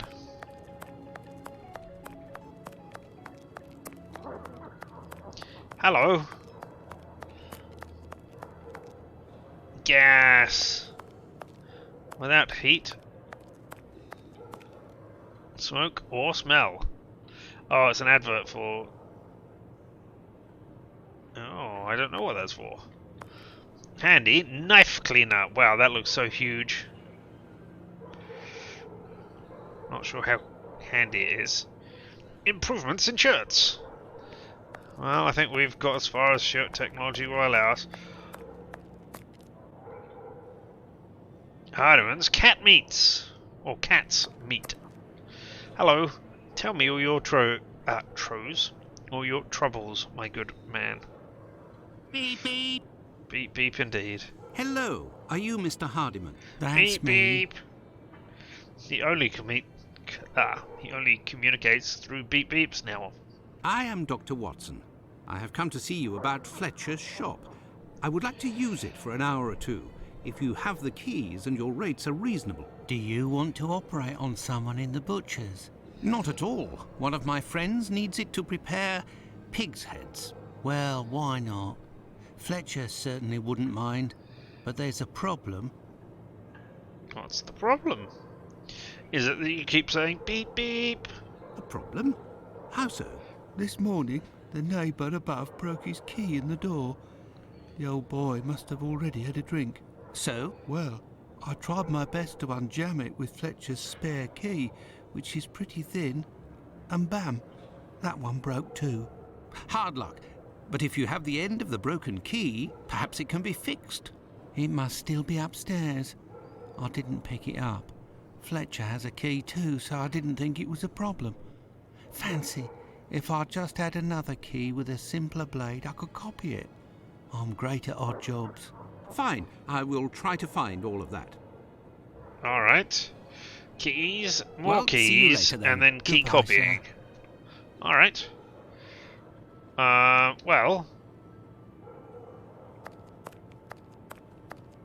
I mean, when you say upstairs, I assume I need to go back to the other place to get keys out of there. Got a blade I can use on it. I'm assuming there's no place. Hey, organ man has gone. Should we replace by organ lady? Tell me, is it... So, my lord, you looking for love? True love? Backing away. Alright, I guess I go back to Whitechapel. I To have Fletch. no reason to go that way. Really? Alright, okay. Maybe I stay here and there's... Alright, well let's look around. Alright, the only thing we've got is talking to Hardiman in this direction. I thought... Oh. I'm going in here for some reason.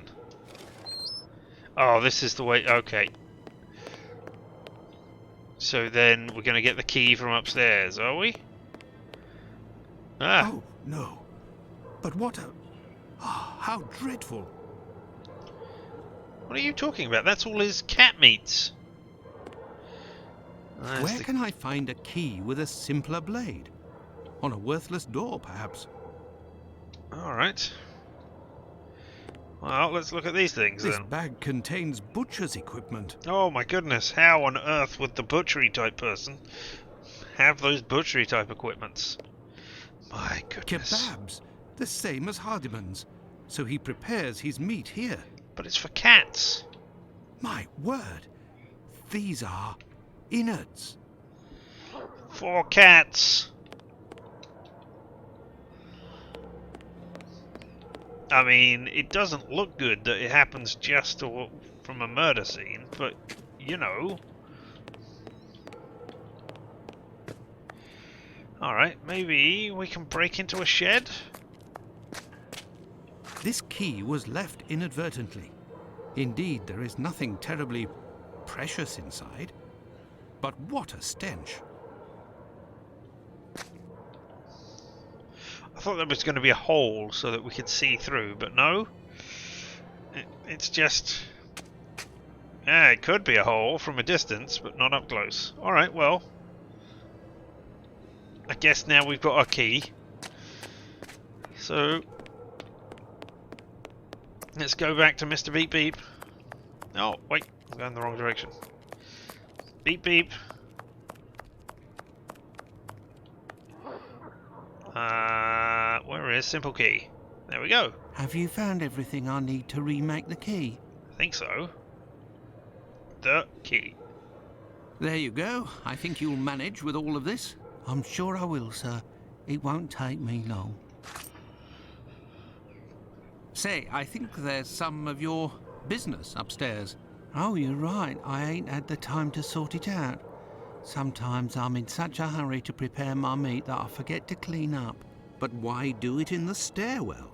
Offal bleeds bucket loads, they do, as you've seen. Now, why would I do that in my own lodgings? Ah, of course. But what about your poor neighbours? They owe it to me, all the times I've helped them out. And I don't have a shop either. I mean, that logic's not horrible, but it's not great either. I wouldn't want to be his neighbours. I would never ask him for help if I knew that was going to be the price. But tell me, good sir, where can I get pig's heads from? Say, you sell animal meat, isn't that right? Would you know where I could find a dozen small pig's heads? The guy who gets me my offal should have some. I'll pay your day's wages if you meet me at Fletcher's butcher shop in 2 hours with the pig's heads. Here's a little advance. I'll do my best, Doctor. What do you mean, a day's wages? He doesn't get paid a wage. He gets paid by selling the meat. The caretaker of another building told us that the place where your mother lives has a reputation for facilitating prostitutes' activities. Is that true? Sure, the doors are never closed. They come through here like it's Paddington Station. By the way, I heard about your a loss. little bear. My condolences. Ta, sir. I saw them die slow deaths. My little girl, her face was eaten by the disease. Beep, Thank beep. you, my friend, and please forgive me for bringing up such painful memories. Go, I must do my rounds, and I will look for what you've asked for. As for me, I will go and find Holmes, and we will go to the butcher's together. Let's return to Fletcher's butcher shop. I thought you wanted to find Holmes. Alright, okay. Your heads are on the block inside. Say, you wouldn't be the same chap who bought my whole load the other day. It's possible, but if you want to continue to do business together, you mustn't speak of my presence in the area to anyone. Don't worry, my lord. I'll be as quiet as a church How mouse. on earth did you see through Sherlock's great disguise? Alright. Now let's try to go in this door. Holmes, will you explain the reason and rhyme behind this masquerade? Elementary. You're not We gonna should face conduct me an while you're experiment talking that to will me? allow us to answer a simple question. Does the type of weapon used by the killer correspond to a specific profession? Oh, look at all those pig's heads. Let's see what else we got around here. Oh, lovely. Okay, well let's... There is nothing further to find in this room, Watson. However, I need some knives. Our only hope is behind this door. I mean... You didn't bring the knives with you? You wanted to test? I need something. Okay, so we're looking for oil or something. Oh, there's a hook. Oh, okay. I need something. Not hooking those two up. We need some string? Chains? Well, let's look at the pig's And here heads. are our sow's heads. Congratulations, Watson. You're welcome, Holmes, but what do you really want to do? Take up a collection? Here is some rope. No? Wow, the sound in this is weird. Why does it go all silent now? I could go outside. Yeah, some rope. There's wheels on the bottom. What about the wheels on the bottom? This here? wheel is broken and prevents the door from sliding. Aha. Stop. Is that? No, okay. No, that's going back outside. Alright, let's go to a third person view. Go back outside. can talk to Watson. Please don't tell me I need to go elsewhere to solve this, do I? Apparently I do. I need something. Well, let's try your knife.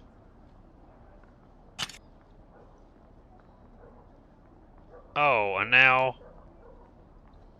we hook the chain onto there. This door is slightly raised. Right, and then we can fix the This wheel wheel is with... broken and prevents the door from sliding. I know, that's why I tried to use the wheel on the wheel.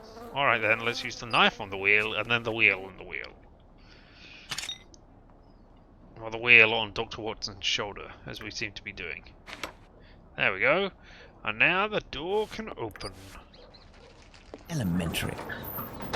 While I prepare our experiment, could you find me 2 knives? A small one, somewhat larger than a pocket knife, with a large, sharp blade. We'll need it to separate the bones and to cut through the thick skins. Then find me a long knife that's at least 13 inches long, no shorter, that's sharp and has a thick blade. Fine, Holmes, but I'd like to tell you about Hardiman. Do you know that he prepares his kebabs himself, and... That he owns butcher's tools and uses offal? That's obvious, Watson. Pray, take my magnifying glass and my rule and get started, Watson. Find me these 2 knives. Ah, so this is a... Find the knives, measure the knives, make the knives match up with Holmes's thing. Alright. I was told there were knives in here. Ah, there's a drawer. Right. Elementary. Alright, okay, well, that one has got to be it, right? So I'm no, just gonna... Holmes only needs 2 knives. Oh, right, so... Right, I can only pick up 2 knives. Alright, okay. Well then, with the rule, I must find a large knife. Oh, I mean, this one looks relatively large. Size? 13 inches. Alright. Well then... Thanks to the magnifying glass, I can find a small knife that matches Holmes's description. Well, if I could remember what Holmes's description was. Size? 11 inches. Okay, I mean, I think it seemed obvious. Size? 10 inches. Which the 13-inch knife is going to be. It's the one that is 13 inches. And then we need a small knife.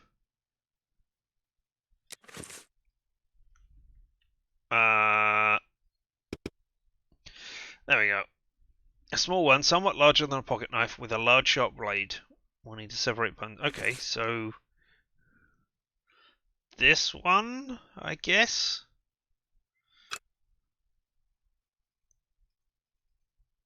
Fragments of cartilage. No. Fragments of cartilage. Fragments of large size. Fragments of cartilage. Fragments of cartilage. Well, maybe that one then, because that one will then be used for deboning. Yes?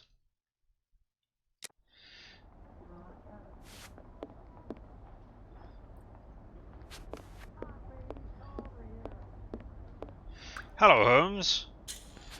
I wish to talk to you about knives while you stand there and do nothing. Here are the knives you asked for. Be careful, they're awfully sharp. Holmes, I must say that this experiment is making me rather uneasy, comparing animal heads to these poor women.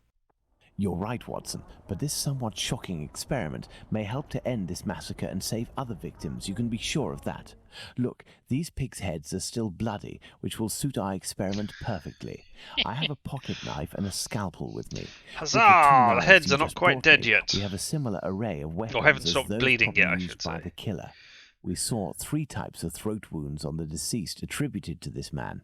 Those intended to slit the throat, those intended to decapitate, and the more superficial yet mortal wound that led to the death of the unfortunate victim in Dutfield's yard, Miss Stride. With the help of these 4 knives, we are going to try to recreate these wounds on the pigs' heads and see what we can establish about the weapon or weapons used. We may also be able to rule out Miss Stride as a victim of the killer of the other 3. What 4 knives is the question? Because we only had 2 knives. We have 4 heads. Oh no, we have a scalpel. We have the cartilage bone knife. We have the long weapon, and we have a pocket knife. Alright, okay, well. Identify. Okay. Select the right knife or knives. Okay. So, can I pick up these ones? Experiment 1. Right. Do I need to tick? No.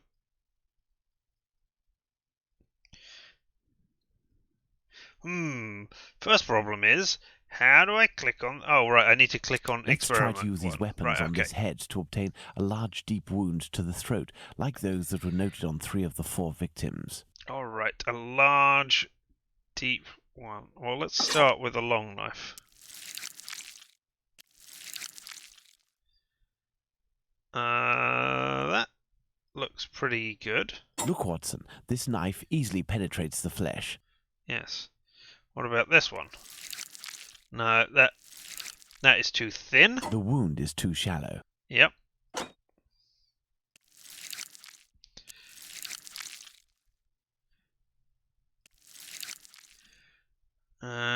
That one is not wide this pocket enough. knife is very sharp, but its blade is too thin. Exactly. You're coming to the same conclusion as I am, Holmes. Ooh.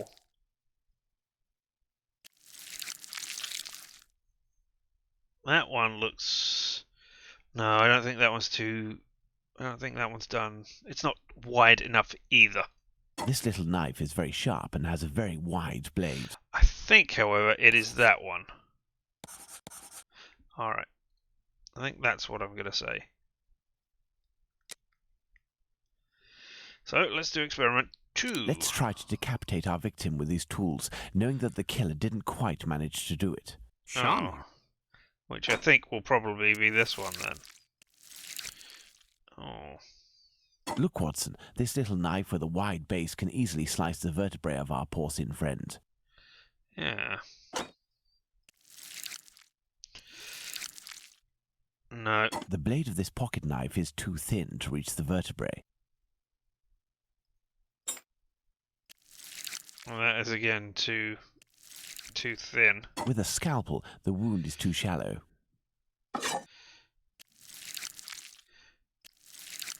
That is huge. This knife with a long blade easily slices the flesh, but cannot dislocate the vertebrae.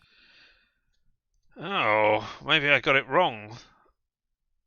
Let's click that one again, and then... Can I still see? Let's try to use yeah, these I weapons can. on this head to obtain a large deep wound to the throat, like those that were noted on 3 of the 4 victims. Alright, okay.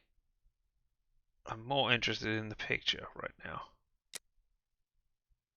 Let's try to decapitate our victim with these tools, knowing that the killer didn't quite manage to do it. Charming. Yeah, I think the wounds might be slightly bigger. Let's try to use these weapons on this head to obtain I don't a know. large deep wound to the throat, like those that were noted on 3 of the 4 victims. I think I'm looking for possible knives. Elementary. Okay, alright, more than one. Fine, alright. Let's try to decapitate our victim with these tools, knowing that the killer didn't quite manage to do it. Charming. Then those 2 again. No? Oh. Alright, reset this one. So that I can try again. Look, Watson, this little knife with a wide base can easily slice the vertebrae of our porcine friend. So not that one. The blade of this pocket knife is too thin to reach the vertebrae. Okay, so it could be that one. But, I mean, I don't think the wounds are wide enough With a for that. scalpel, the wound is too shallow. Alright. This knife with a long blade easily slices the flesh, but cannot dislocate the vertebrae. Okay, so I would have said that one and that one. But that hasn't given me a yes. Let's try to decapitate our victim with these tools, knowing that the killer didn't quite manage to do it. Charming. Alright. Is there more than one? Elementary. Okay, so it can be all 3. It can be more than. Right, fine. Alright, and the last experiment... Let's see if these knives can inflict a mortal wound in a situation where a single quick blow is given. The scenario in question is that of Dutfield's Yard. Alright, well, let's start with our big knife again. Oh, somehow the pig healed immediately there. It cuts through the flesh easily as the blade is so sharp. Yeah. Okay. No, that's still This too small. particularly sharp blade can make a deep gash with one quick slice. Well, maybe then. In using the cutting edge of this pocket knife's blade, I can scrape the skin. Okay, so scraping the skin doesn't sound like... Look, Watson, the blade sinks easily into the flesh. Alright, so those three. Elementary. Yeah, alright. Lemon entry indeed. So, there we go. So all four of the knives. That's it, Watson, the big knife. No? Oh, With because it respect to the opinion fit in of all medical three of the examiners categories. who noted Right. that a butcher's knife with a long blade would have caused the eviscerations on some of the victims, we can assume, Watson, that he only used this type of weapon as it is capable of inflicting all of the wounds displayed. Furthermore, the Dutfield's Yard murder remains attributable, for the moment, to the Whitechapel killer, if we are able to explain why the murderer used his knife in a different manner. Why not go there now? We will try to reenact the killer's actions that night. Our first objective what a will be to splendid clarify evening one that way or sounds another like. the statements of Constable Smith, as well as this Hungarian by the name of Schwartz. We must also try to find out more about the International Working Men's Educational Club, underneath which the murder took place, perhaps at the Wasp's Nest. Yes, let's go to Dutfield's Yard or wherever, but quickly. I am in urgent need of fresh air. Let's go to the Wasp's Nest. Oh, what's that? What's that? More deductions or more conclusions? Annie Chapman's rings were worthless, were they? Okay, thanks. There's no organ trafficking in London. Same butcher's knife was used against the crimes against P. Nichols, A. Chapman, L. Stride, C. Eddowes, and M.J. Kelly. Wow, look at that. All those conclusions I have made. Alright.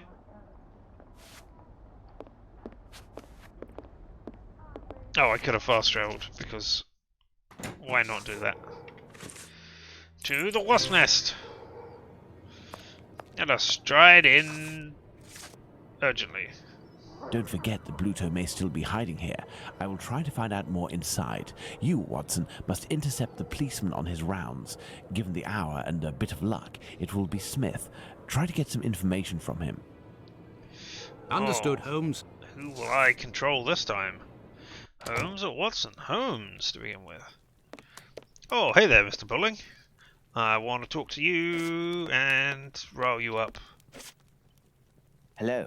I know you. You're Squibby's guardian angel. You weren't dressed the same last time, but I don't forget a face. No hard That's why I feelings, disguised huh? my face. Join I'm me in a Sherlock glass? Holmes, master of disguise. Alright. He knows. Sherlock Holmes knows about faces, etc. There is no way reporter man Tom Bulling would outwit master detective Sherlock Holmes. Your Jack the Ripper is on everyone's lips and written in all of the papers. You must be awfully proud of yourself. You have skill, that's for certain. It's a shame you use it to mask rather than discover the truth. You better believe that I'm going to find out who it is. I got a hold of old Schwartz's interpreter. You know, the Hungarian who saw Liz Stride get it. Doesn't speak a word of English. And when he went round to the station, another Jew went along to interpret. I found that bloke, and he repeated everything that had been said at the station. It won't be long before I find these fellows. I can barely remember what I said exactly after I have finished a conversation. Never mind things that I had interpreted for somebody else. Still, never mind. Why do you say these fellows?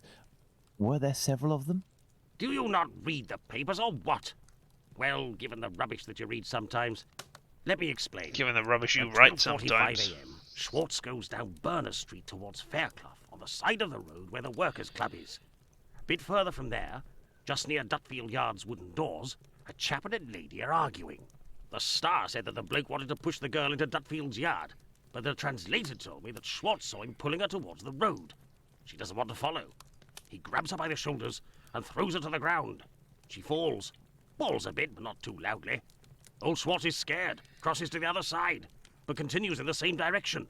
The bloke with the girl notices him and yells, "Lipsky!" At the same time, another bloke at the corner of Fairclough and Burner who was lighting his pipe gets in on the action.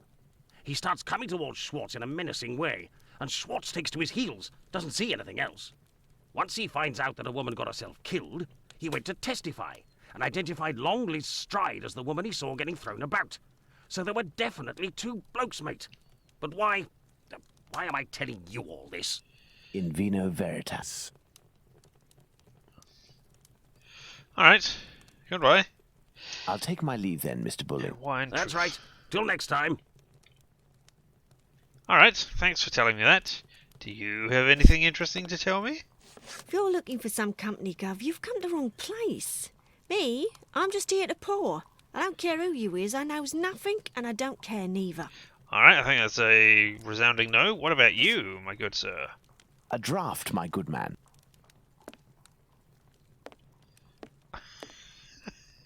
Here, sir. All right. Now tell me everything you know about the Whitechapel killer, now that I have done patronage with you. Tell me, was it not a mere stone's throw away from here that the Whitechapel killer struck last week? That'd be Jack the Ripper, that's his name. Slit the throat of a working girl in a small courtyard over there behind them big wooden doors. Below the Workers' Club? The very spot, below Lipsky and Co. I wouldn't be surprised if Jack was one of them, if you catch my drift. Why? Why do you know these things about Lipsky Lipsky? and Company. Do you mean to say that someone called Lipsky runs this club? Nah, it's just that it's full of Jews. In Whitechapel, we call them all Lipskys, like that Lipsky who killed that girl in Batty Street last year. Oh, really? Last year, a Jew named Israel Lipsky killed a lass who was 6 months pregnant by making her drink acid. Wow. One trial and one protest by rabbis later, and he was hanging. By those who don't much like him, the Jews are called Lipskys. Is the term Lipskys used to refer to the Jews in the area, and is this club frequented by Jews? You got it. Socialist Jews, even. They spend their evenings hollering, singing. I've seen them spitting on the bosses. And you know the victim? No more her than any other. The working girls don't drum up business too much in this street. They need a reason to end up here. All right. Thanks a lot for Very the well. information, my good Goodbye. man. Cheers. Time to be Watson. First and foremost, I must find P.C. Smith. Wherever could this P.C. Smith be? I cannot see. Perhaps, well, I mean, there's no guarantee it's this guy here, but, you know, my eyes, they fail me.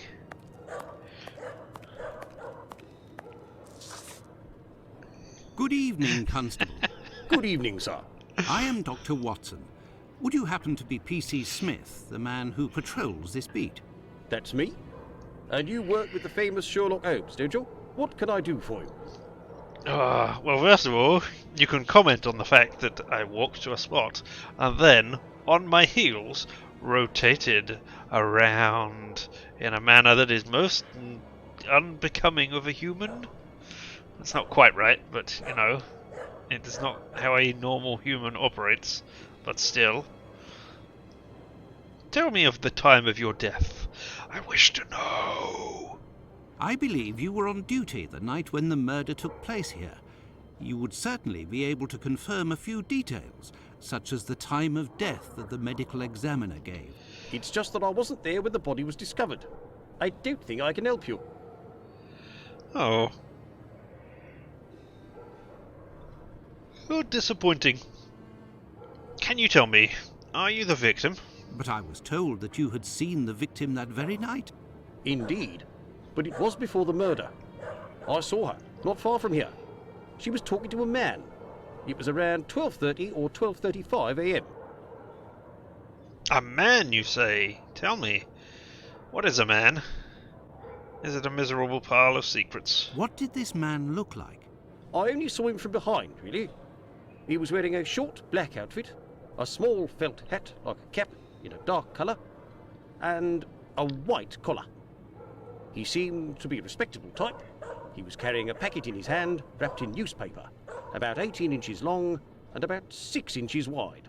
His outfit reminds me of someone that I know.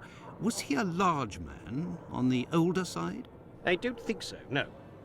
Even though I only saw him from behind, I would say that he was barely 30 years old, or even less.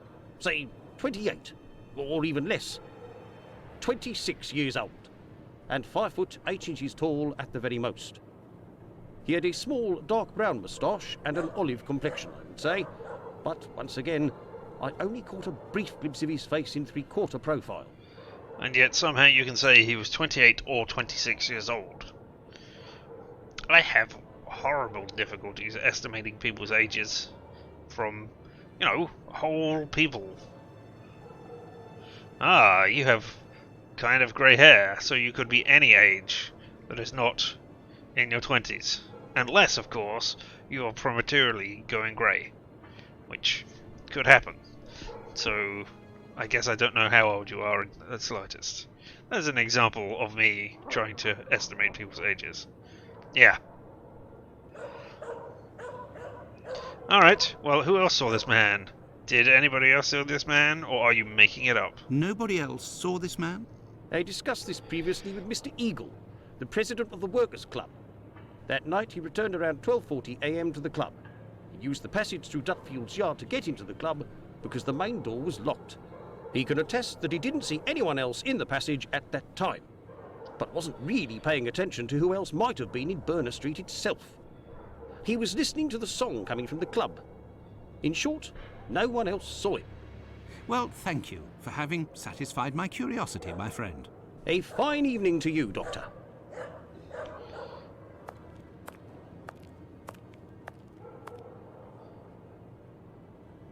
Ah, we have been... No, we are not transported there, but alright, now I control Sherlock Holmes. Do you want to tell me your things? Watson, let's go to Dutfield's yard. I mean, we're in Dutfield's yards, right? It's this bit just down here.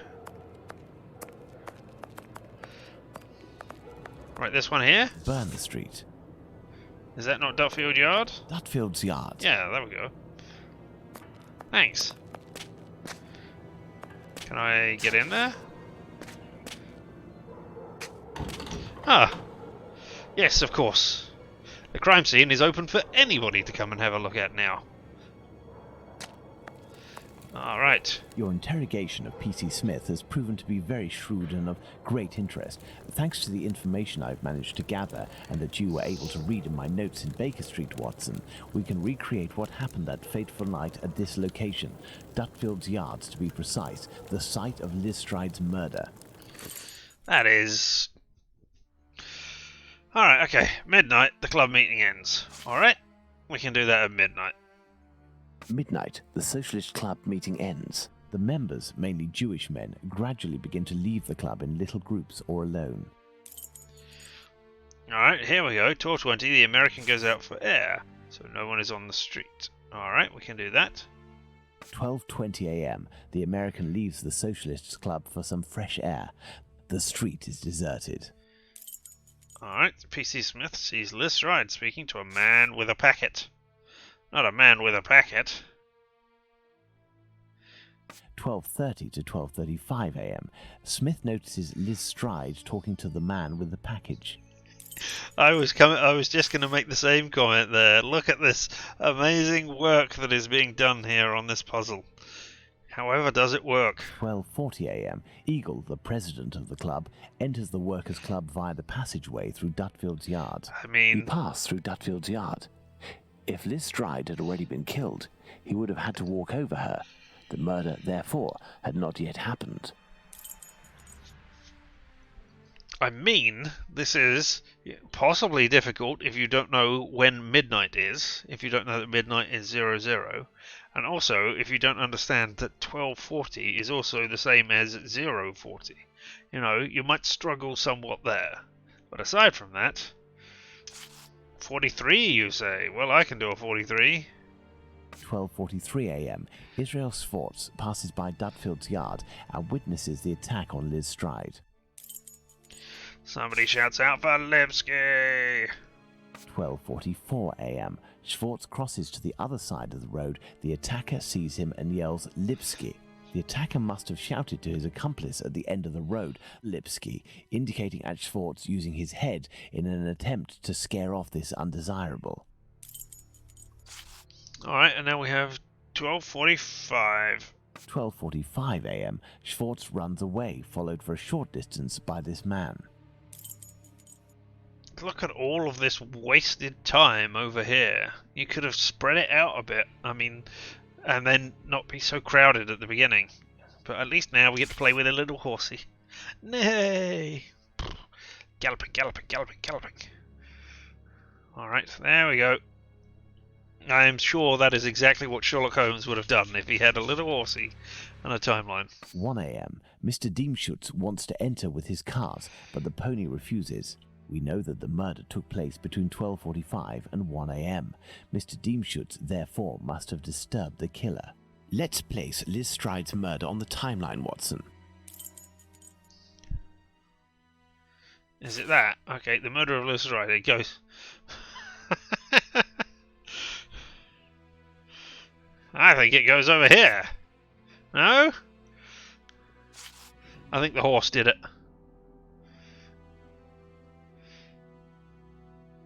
12:45 to 1 a.m. The murder of Liz Stride. It took place in this very spot, as the traces of blood were very confined. We will come back to this point in a few moments to elaborate on what could have happened. Well, we are still missing certain information in order to finish this investigation, Watson. Well, then we'll have to do that. I guess it would be looking at this body over here. Okay, but let's, I want to look further at this scene and see if there's anything else. I'm just going to press space. Oh, look. There's a thing over here. Oh, is this where... leads to the Club for Jewish Socialist Workers. Alright, okay. Don't need to go in there just yet. We would have to interview witnesses rather than look at what's going on down here. Watson, imagine the victim laid down there on the ground. Yes. Use your vaulted imagination to picture the scene. Alright. Well, let's have a look at these bloody hands to begin with. Her right hand, it is bloody, as is her wrist. That is what I imagine. Okay. Thanks. Can I not jump to that at every occasion? Her clothes are slightly ruffled? No. She's got her humbugs, Her or whatever left they hand, are. It is closed Pastels, around a bag yes. of pastels. Alright. And then there's blood leaking out. The throat, there is but one clean cut, slightly slanted downwards. How are you imagining this? The ground is muddy. Okay, yeah, I guess so. I was more focusing on her hair.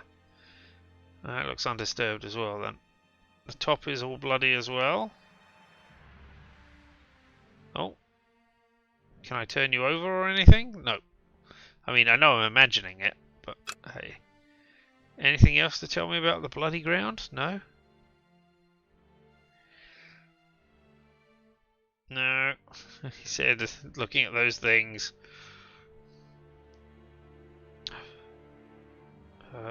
Unmentionables, as they might refer to them as here. Well, I suppose actually as a doctor and an investigator they would probably refer to them in the clinical terms. Alright, I don't know that...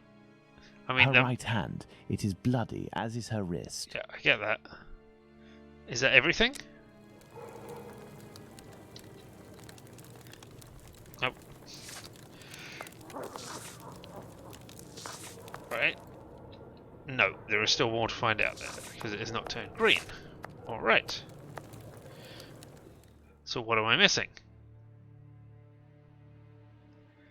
I mean, her hair is peering out over the side there. Her clothes don't appear to be torn. Her left hand, it is closed around a bag of pastels. Yeah, I got that already. There's no way to go down. Her eyes are closed. She's got slit. The throat, there is but one clean cut, slightly slanted downwards. Indeed. I mean, I assume this is an accurate recreation and she closed her eyes in her final minutes. There's the blood again. The ground is muddy. Yep. Should I be looking elsewhere on the ground? Her knees and dress, Oh. they are clean. Alright, okay. You can't even see her knees and dress, so, you know. Alright, okay. Deductions. Let's just put these all over here doing things. Come on.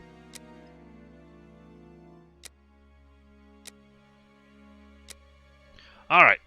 Knees and the bottom of her dress at the front are clean. The ground is dirty. Therefore, the victim did not struggle on the ground. The victim was killed lying down. The victim wiped her clothes. The victim was killed upright.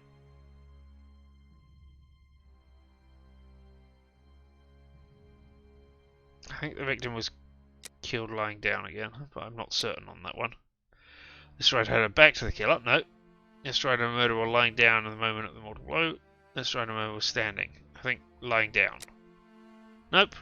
Maybe not. Alright, well, let's continue with these deductions.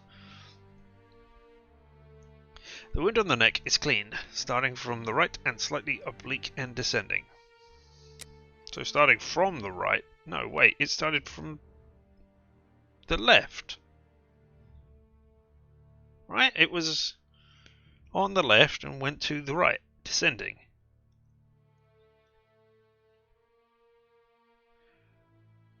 The blow was given with the right hand, right?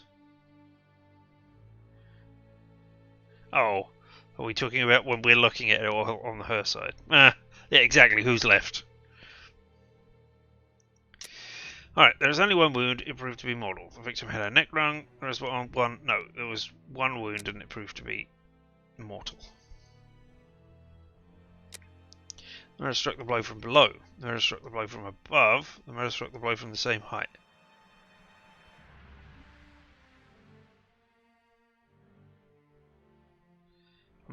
I think you go attack from above and bring it down. I think. I think she was taller than the victim. Nope. Okay, well, we'll come back to that. Oh, why are we... The murderer is a lumberjack! Murderer is strong because it was a single blow that did the mortal wound. A right hand and wrist, the carotid wasn't slit. The victim was bleeding from the nose, the victim had her hand cut, the victim put her hand to her throat, so she wasn't dead when she did that. Knife blade used in Elsroy's murder was thin. The murder weapon used against Elsroy was a Mazzaluna. Mazzaluna? I don't even know what that is. I think it was... Okay, maybe it was thin then. I was going to say, I think it's thick. Or at least... I do not think it is thin. I think it is perhaps a medium-sized sort of blade.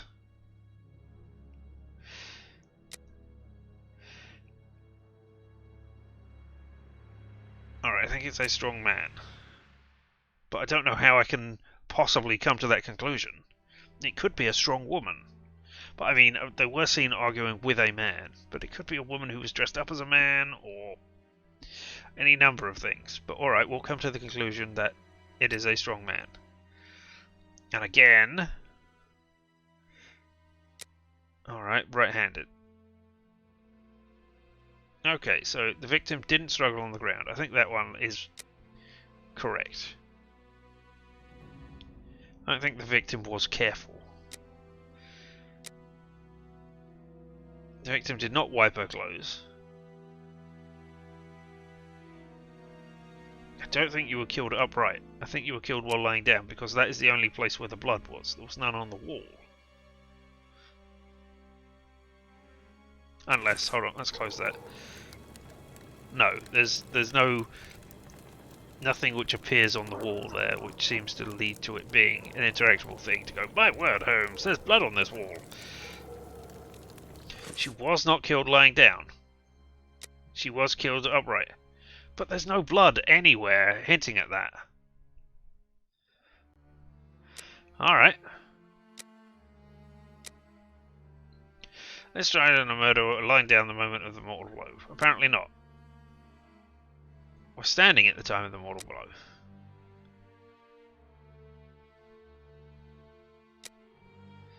Let's try. It's taller than the victim. No. There's only one wound, and it proved to be mortal. It's not superficial. The murderer struck the blow from his height. Are you taller? No. Are you shorter? No. Are you about the same height? Alright, okay. We have two possibilities. The first is that Liz Stride's killer and the attacker, seen by Schwartz, were one and the same man. The second is that Liz Stride meets a client. After some discussion, they head towards Dutfield's yard to do their business. As soon as they arrive, the attacker appears while his accomplice keeps watch. Schwartz's arrival dissuades the two men from lingering. They leave the area and leave Liz Stride in a tense state, but glad to have kept her client. He will be her murderer. Both hypotheses are possible, but an incongruous detail will serve to corroborate one of them. An incongruous detail that we were able to establish regarding the Hanbury Street murder. Which one would that be, Watson? Look at the victim carefully, Watson, and tell me the link between the murder of Liz Stride and those of Nichols and Chapman. I control Dr. Watson. Alright. Well, what do you say, Holmes? Look at the victim carefully, Watson, and tell me the link between the murder of Liz Stride and those of Nichols and Chapman. Do you actually want me to look at the Stride? Yes, you do. Alright.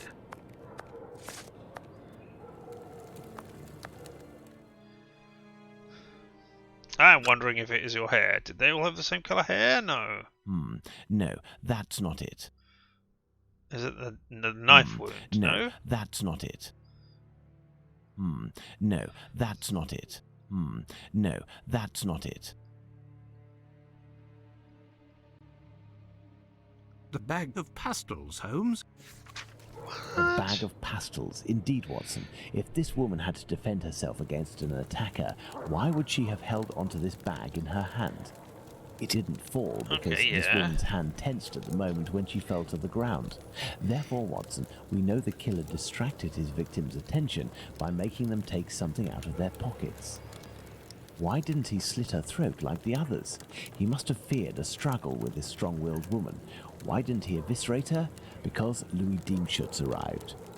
Do you think the Whitechapel killer is behind this murder, Holmes?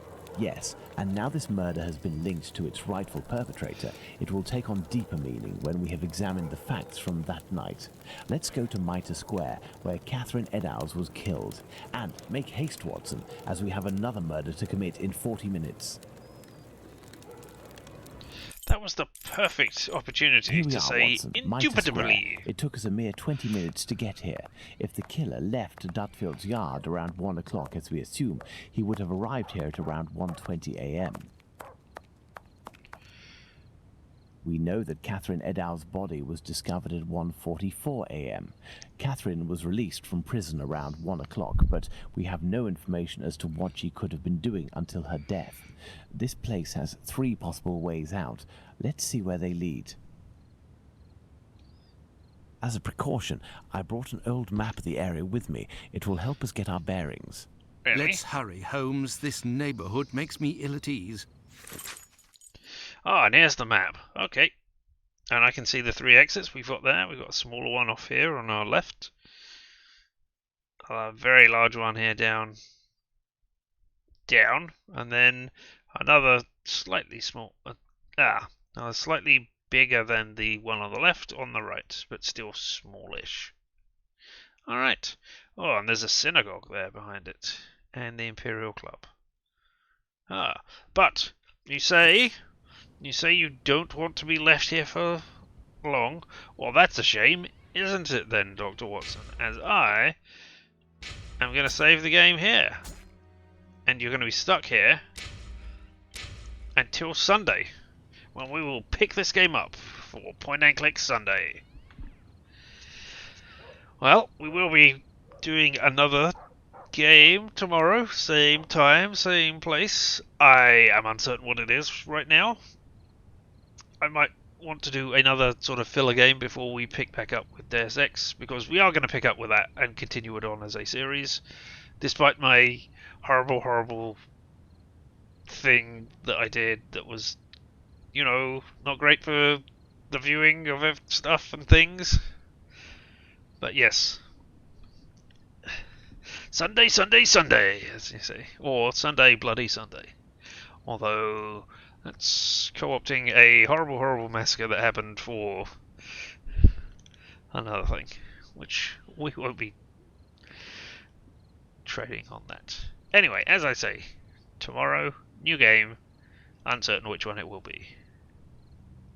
And indeed, the new What If will come out. I don't know exactly what time the Disney Plus What If series comes out. So maybe I will get to see it before we start this thing, maybe not. Maybe most of you won't be here because What If will be premiering at the same time that I am trying to put stuff out. I mean, I assumed it's the same time as previous, as you did, but I've seen no confirmation of that, so I don't know for certain. If it is, then perhaps there will be discussions about it here, live tomorrow, where hopefully you will be as well, because I appreciate each and every one of you who is here, whether live and in person, like right now, or on the VOD, which I suppose is also right now when you're listening to this. Either way, I do appreciate you taking some of your limited time to come watch me fumble around in games. But, until the next time, I am Richard, and this has been LMTDTMFFR. And I hate Sherlock Holmes, or limited time offer, no vowels. And I hate this one because you just cannot alt-tab out of this. Yeah, I cannot see any of the things. So I cannot stop this, aside from actually getting the game to quit. Yeah, so there will be no outro screen for today. There will merely be a cessation of things happening. So, until the next time, everybody, you all have fun.